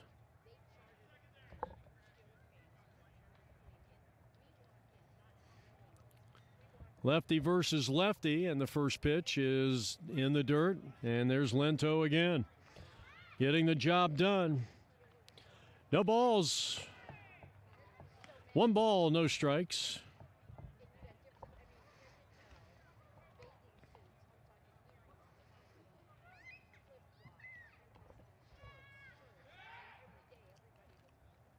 He stepped off the pitcher's rubber, so no balk. I know a lot of people were yelling balk, but he did take that back foot off the rubber before he made a move.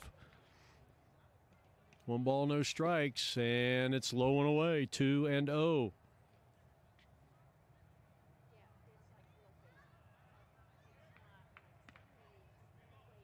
Seven walks. He's hit 2. And is this in play? Yes, it is. Catcher drops the ball. Wow.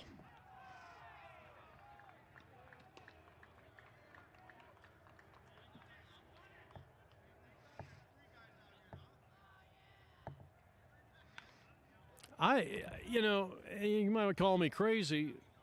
This is the 6th game that I've covered, and I've seen a lot of that. And you normally don't see a lot of routine pop-ups like that.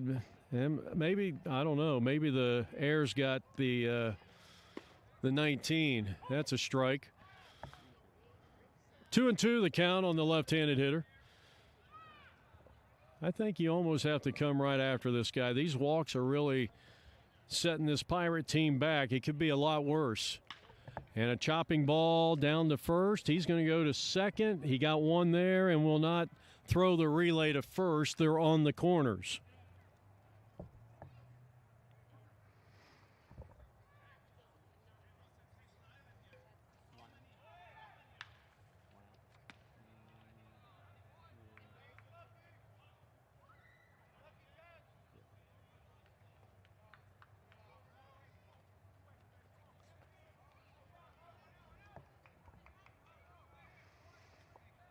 So now the Pirates would love to get a double play ball.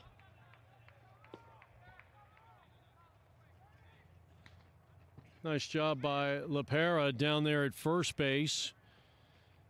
Good feed down at second to get that runner at first base.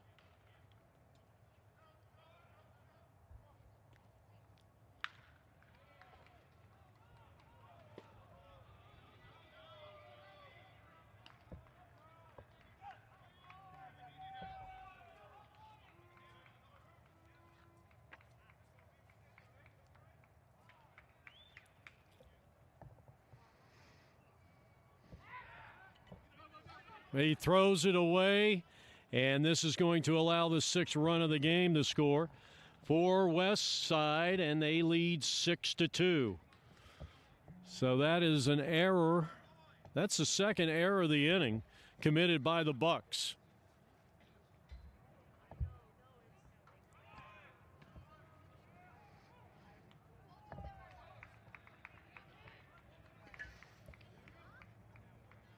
So it's 6-2 now. And a line drive, left field, dropping, base hit. They're going to wave the runner home. Here comes the throw, and he's going to be in, safe sliding. And it's 7-2, and that's an RBI hit.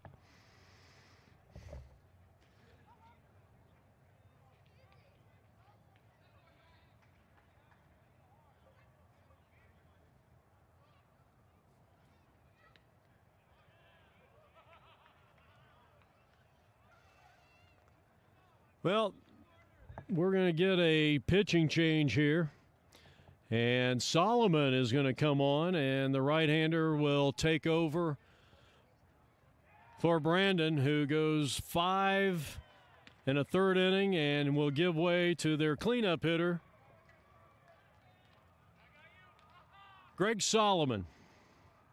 So we're just going to keep it right here and get a look at his delivery. Hard-throwing right-hander with his team now trailing the biggest lead of the day for the West Side Bandits. It's 5 runs at 7-2.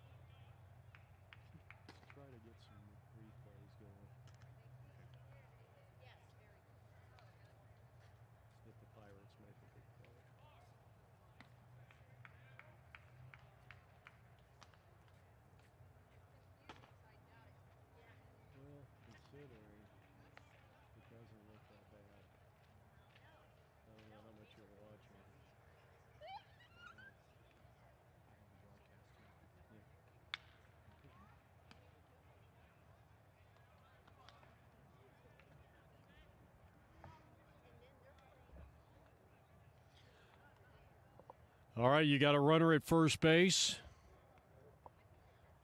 1 man out, 5 1/3 innings, 7 runs. I think maybe the 2 in this inning might be unearned. A 2 in this inning. We're going to have to check that. So Solomon in relief. Marsonic, and a quick meeting of the minds between pitcher and catcher.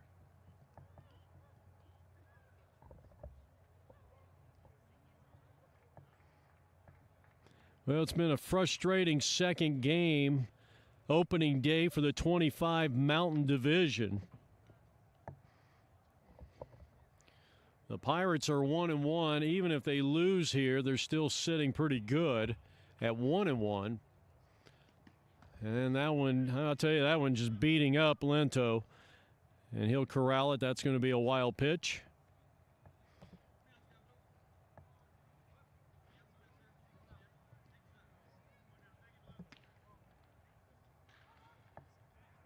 Solomon not too happy with himself for bouncing that one up there and putting a runner in scoring position with less than 2 outs here in the bottom of the 6th inning. And another one in the dirt.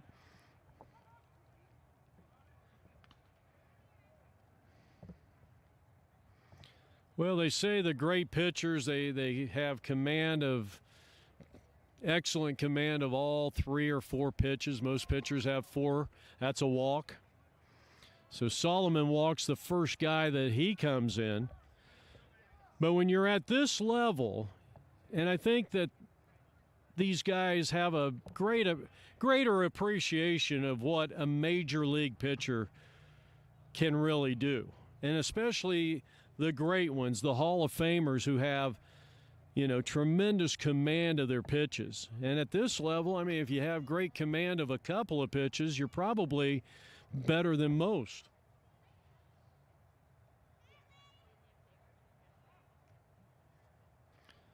So runners are at first and second.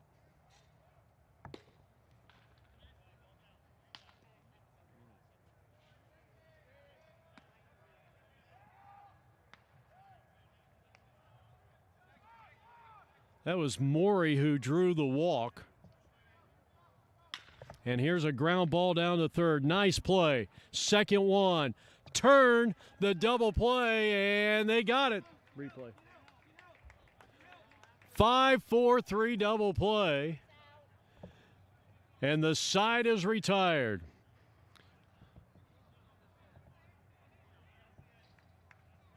Boy, another nice turn at second base. Pirates defense has been really good. They did commit a couple of errors in that inning, but they've been at times spectacular. Well, hold on. I think they're going to bring them back. So the runner does not score. The first baseman did pull his leg. I mean, I did see that.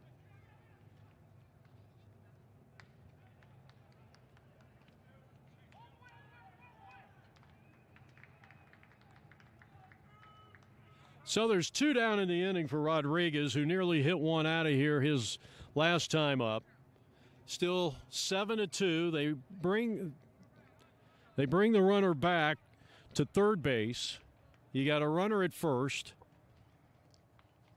And a good big wallop there. Fouls it off, 0-1.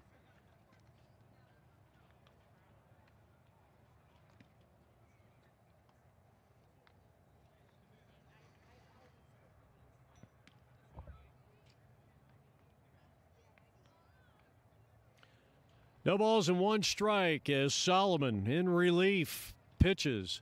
Change up. And he was trying to put that one on Pima Avenue. 0-2.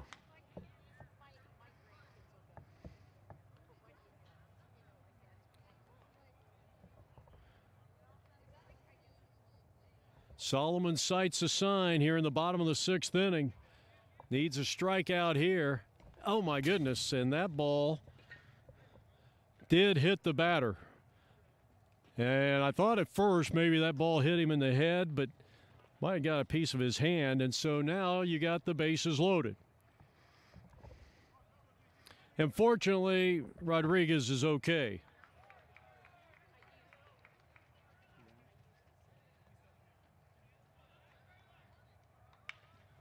So the bases are loaded.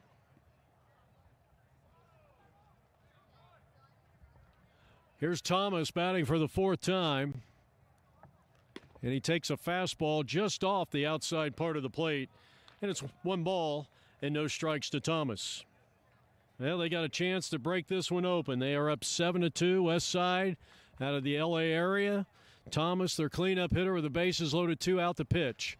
And it's 2-0. And Solomon has nowhere to go but to come right after this left-hand hitter.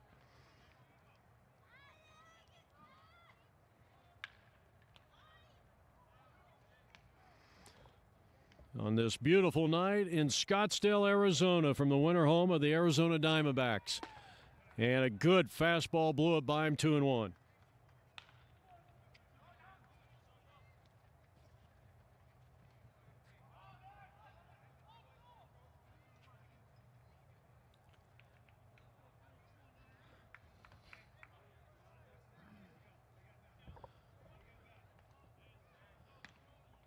Bases loaded, 2-1. Change up. Here comes the runner home. And now he retreats back to third. A good hustle by Solomon. I mean, he got in there with cat-like reflexes in covering the plate, and so too was Josh Lento, who got back to that ball quickly. And that saved a run because that runner was coming home, and he was coming down that line about as quickly as you possibly can. But now the count is 3-1 with the bases loaded.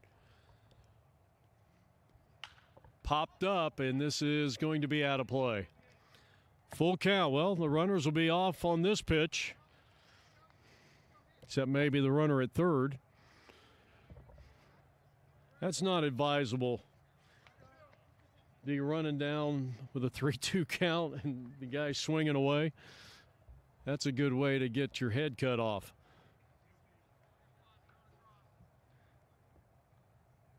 Three balls, 2 strikes. Solomon against Thomas here, and time is called.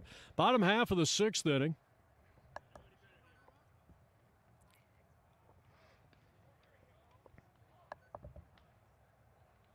Payoff pitch with 2 out and the bases loaded. On its way. And he fought off a close pitch. Could have been ball 4, but it was too close to take.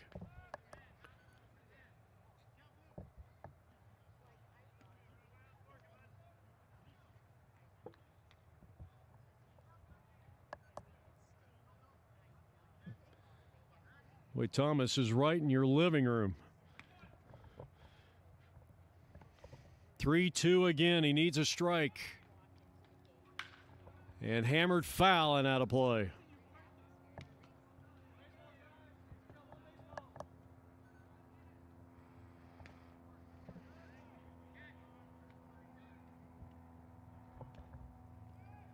Right now, they are awaiting a couple of baseballs to come back into play. Umpires are limited. I think they can hold maybe 6 altogether in their pouches. Well, there's a foul ball right behind us. Roger was ducking under the seats here. Thought you had more game than that, Roger. Pitch.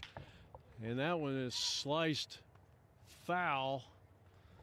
Man, a little kid over there walking, and he was over there in the danger zone. So another 3-ball, 2-strike count coming up. Feel like this has been a long inning. Runners at first, second, and third with 2 out. 3 balls, 2 strikes. Solomon to Thomas.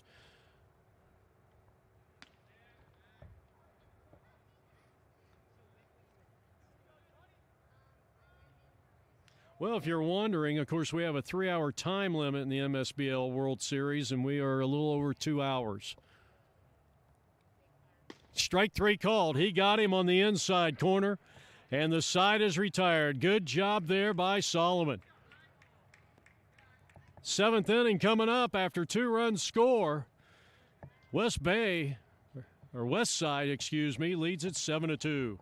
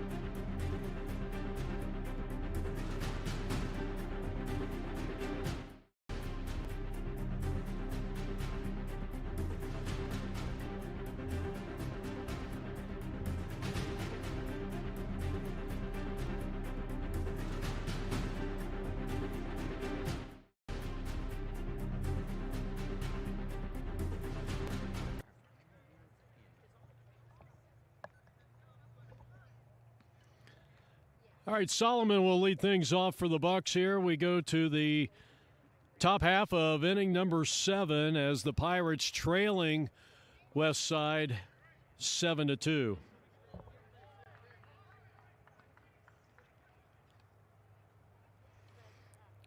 Pirates need some runs here. I think they got to put a little dent into that 7-2 lead.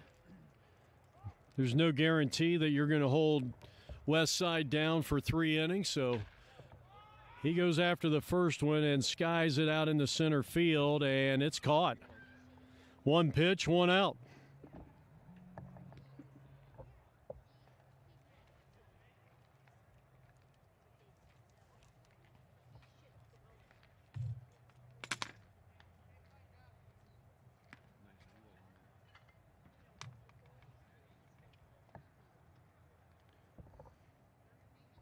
There's Mike. Batting for the 3rd time. He takes a first pitch strike.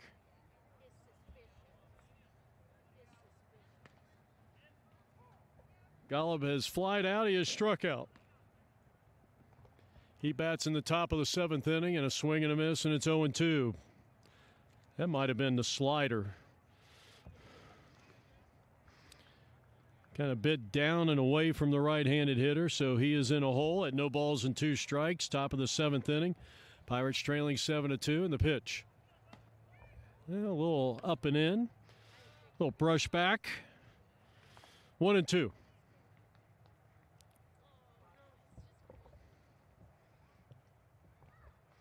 The right-hander sights a sign. He's working out of the stretch, even though no one's on base. And a breaking ball, ground ball foul. Third base side, and Rick Fryman. Always enjoy seeing Rick and his Columbus Pirates.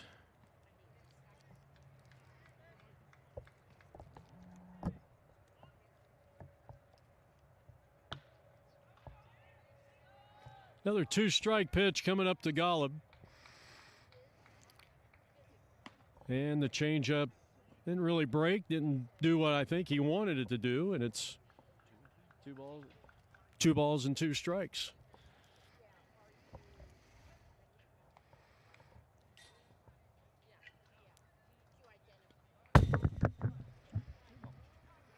They'll run the count full. Hey, you take a base any way you can when you're down by 5 runs.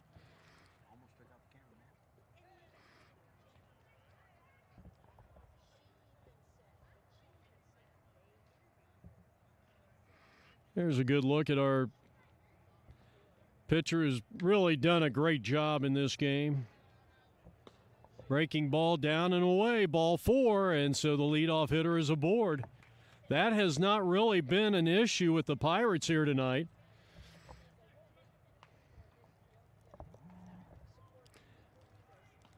Reitzel has started a couple of nifty double plays in the field.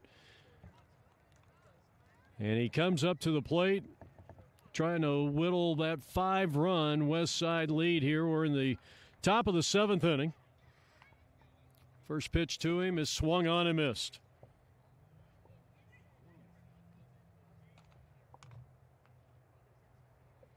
Charlie looking for his first hit of the night, and he is 0 for 2. Runner at first with 1 out.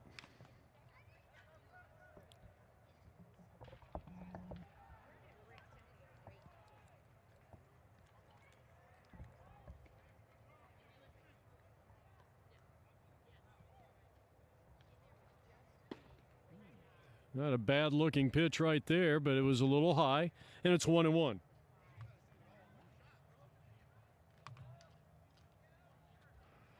Pirates scored in the first, a run in the first, and they added another one in the 5th. 9 strikeouts for West Side pitching.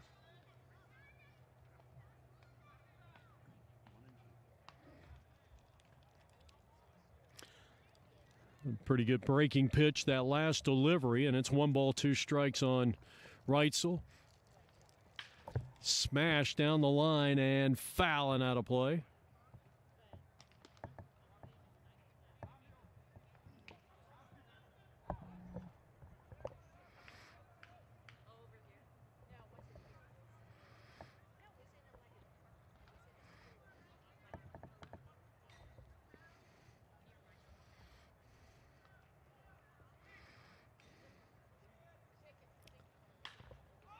Hopped him up. First base side down the line. It's in play. He makes the catch up against the railing. What a fine play down there by the West Side first baseman.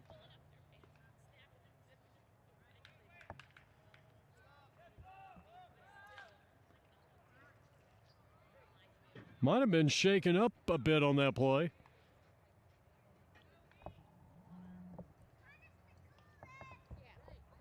So a 2 down in the inning. Runner at first base, a 7-2 deficit for the Pirates, top of the 7th inning. O'Brien has been on base a couple of times, and he swings and lifts one out of play to the left side.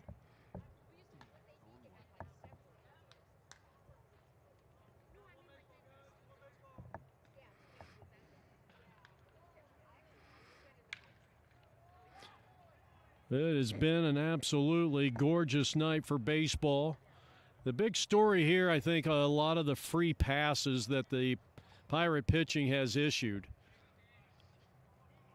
I have to add them up again, 7 or 8 walks, a couple of hit batsmen.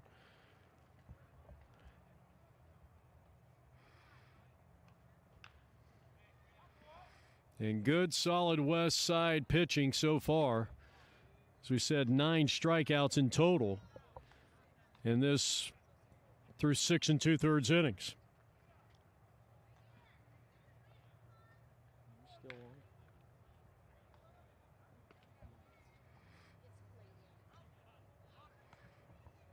The pitch to O'Brien, and back up the middle and into center field, a base hit.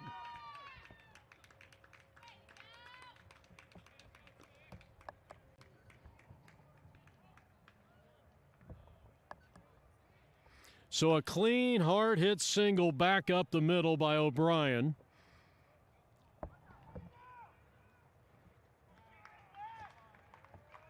And LaPera will be up for the first time in this game. There's a quick meeting of the minds between catcher and pitcher.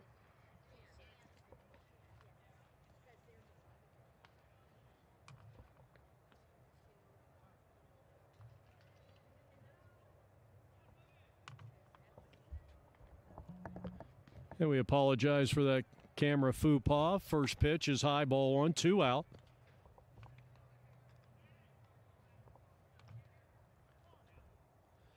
LaPera now playing first base. He has the last couple of innings defensively and now batting for the first time for Imhoff. He's got first and second. Swing and a miss. 1 ball and 1 strike on the right-handed hitter.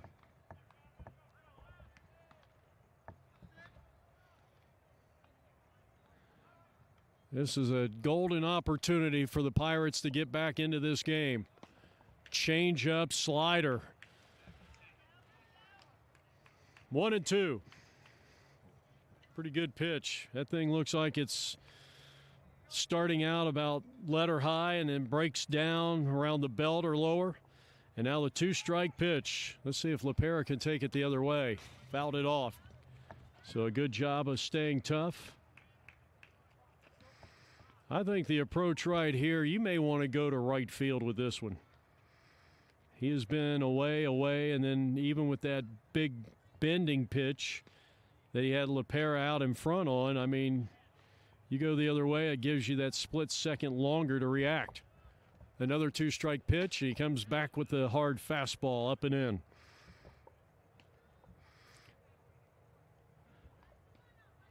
Two balls and 2 strikes with 2 on and 2 out. We're in the top of the 7th inning. Pirates, the visiting team, trailing 7-2. And he goes the opposite way, but hits it right to the second baseman, and that'll retire the side. 7th inning stretch here from Salt River Fields at Talking Stick. And it's been all West Side. They lead at 7-2 on APN. We go to the bottom of the 7th.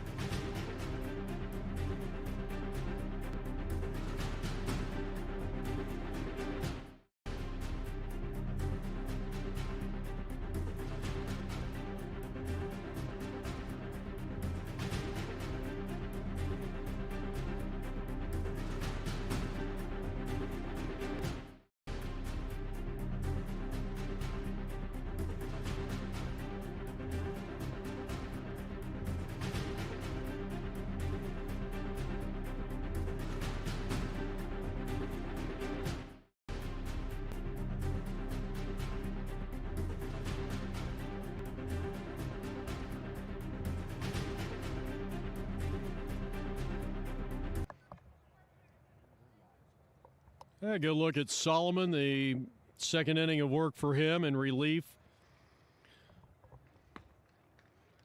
of Brandon Marsonic in the first pitch outside ball one. This is Martin batting for the fourth time in the game. And it's high, 2 balls and no strikes. Martin has an 0 for 3 day, but he does have an RBI, grounded out earlier in the game, and that scored a run. And he'll get the strike on 2-0. It's 2-1.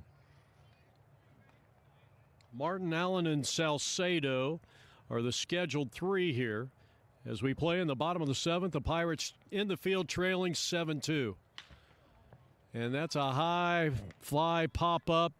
Backing up is the second baseman, Lento. Actually, we've got a new second baseman in there, and he makes the play. Nice catch, 1 down. Pitcher's name is Jonathan. Jonathan? Okay, thank you. Nice read.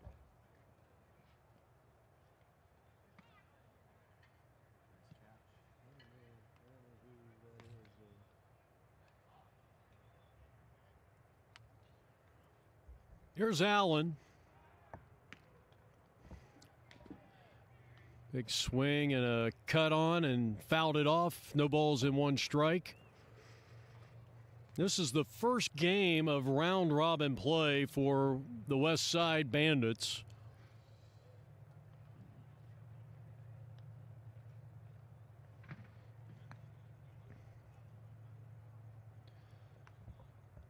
No balls and 1 strike for Solomon here.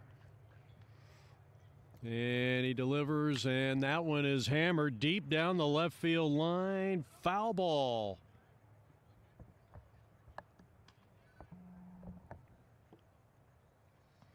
Just a loud strike, and no balls and 2 strikes now on Allen.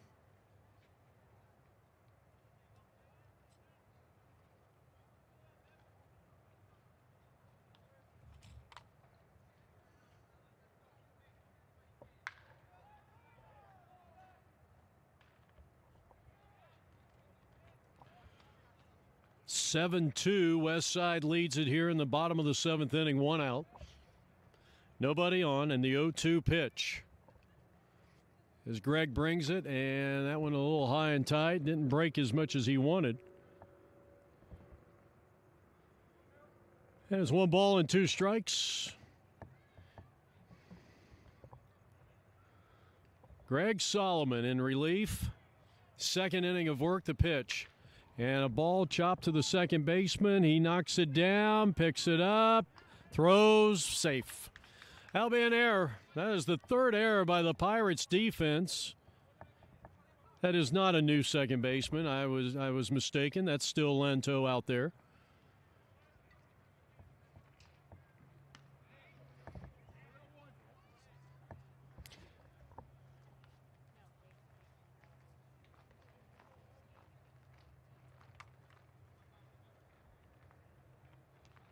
Salcedo has walked a couple of times in 3 tries.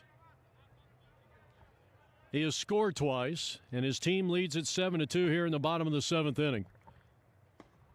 And hard slider biting down and in, and I think he offered it that one. I don't think he liked the call, but he'll dig back in, and he'll be down no balls and 1 strike.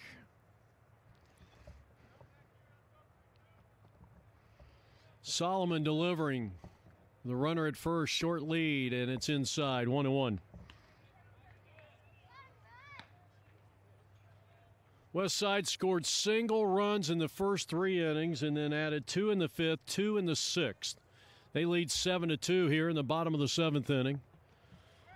Solomon's 1-1, and a wave and a miss. He took something off that one.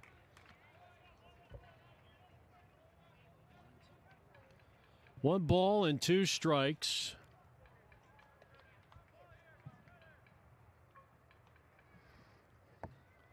He sights a sign. He's shaking off a couple of signs and now ready for the 1-2. And just blew that one by him. An outstanding fastball. 2 down in the inning. Got a runner at first base.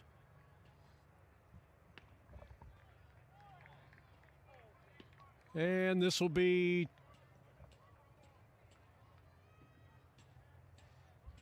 this is Ryan. Not sure why he's their batting order. I'm baffled by it. So this is Ryan.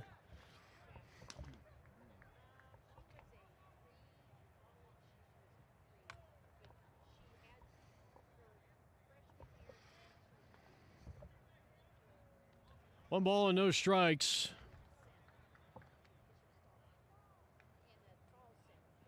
Runner started to go, and it's outside 2-0.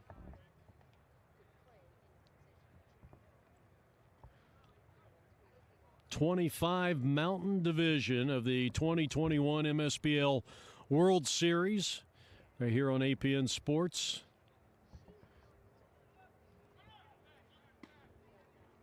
And it's 3-0.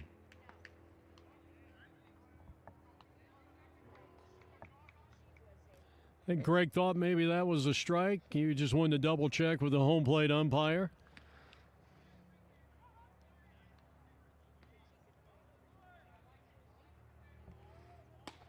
Fastball high, ball 4.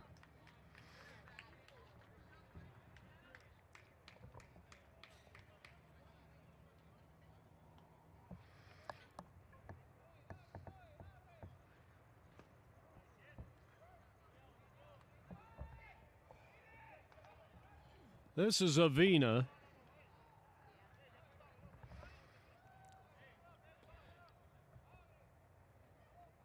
Hit into a fielder's choice and scored a run. And he takes a first pitch strike. Got runners at first and second. 2 men out here in the inning. And Solomon's really got to get out of here unscathed. Pirates can't afford to get down anymore. Hammered foul down the left side.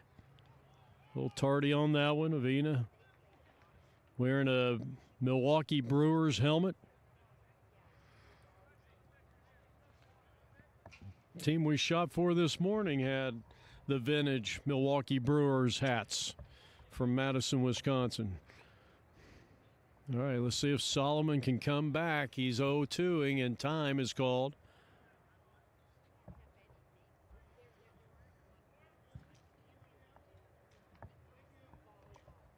(7-2) West Side looking for more, looking maybe to put this game away.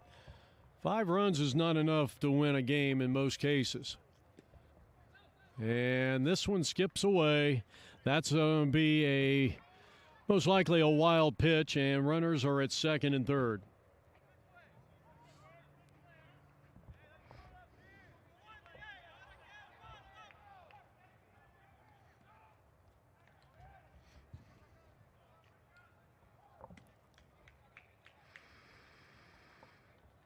All right, Solomon, he's 2 strikes ahead on him. And the 1-2 popped up. And I believe that's going to be out of play.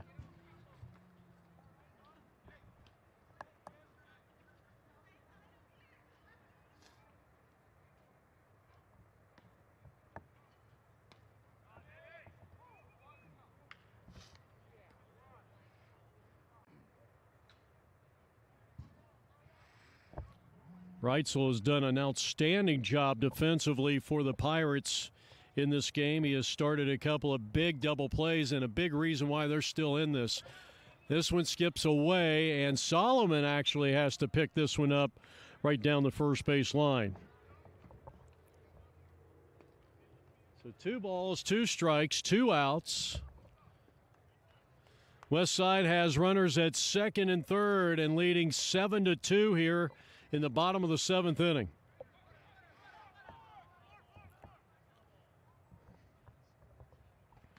The 2-2 pitch.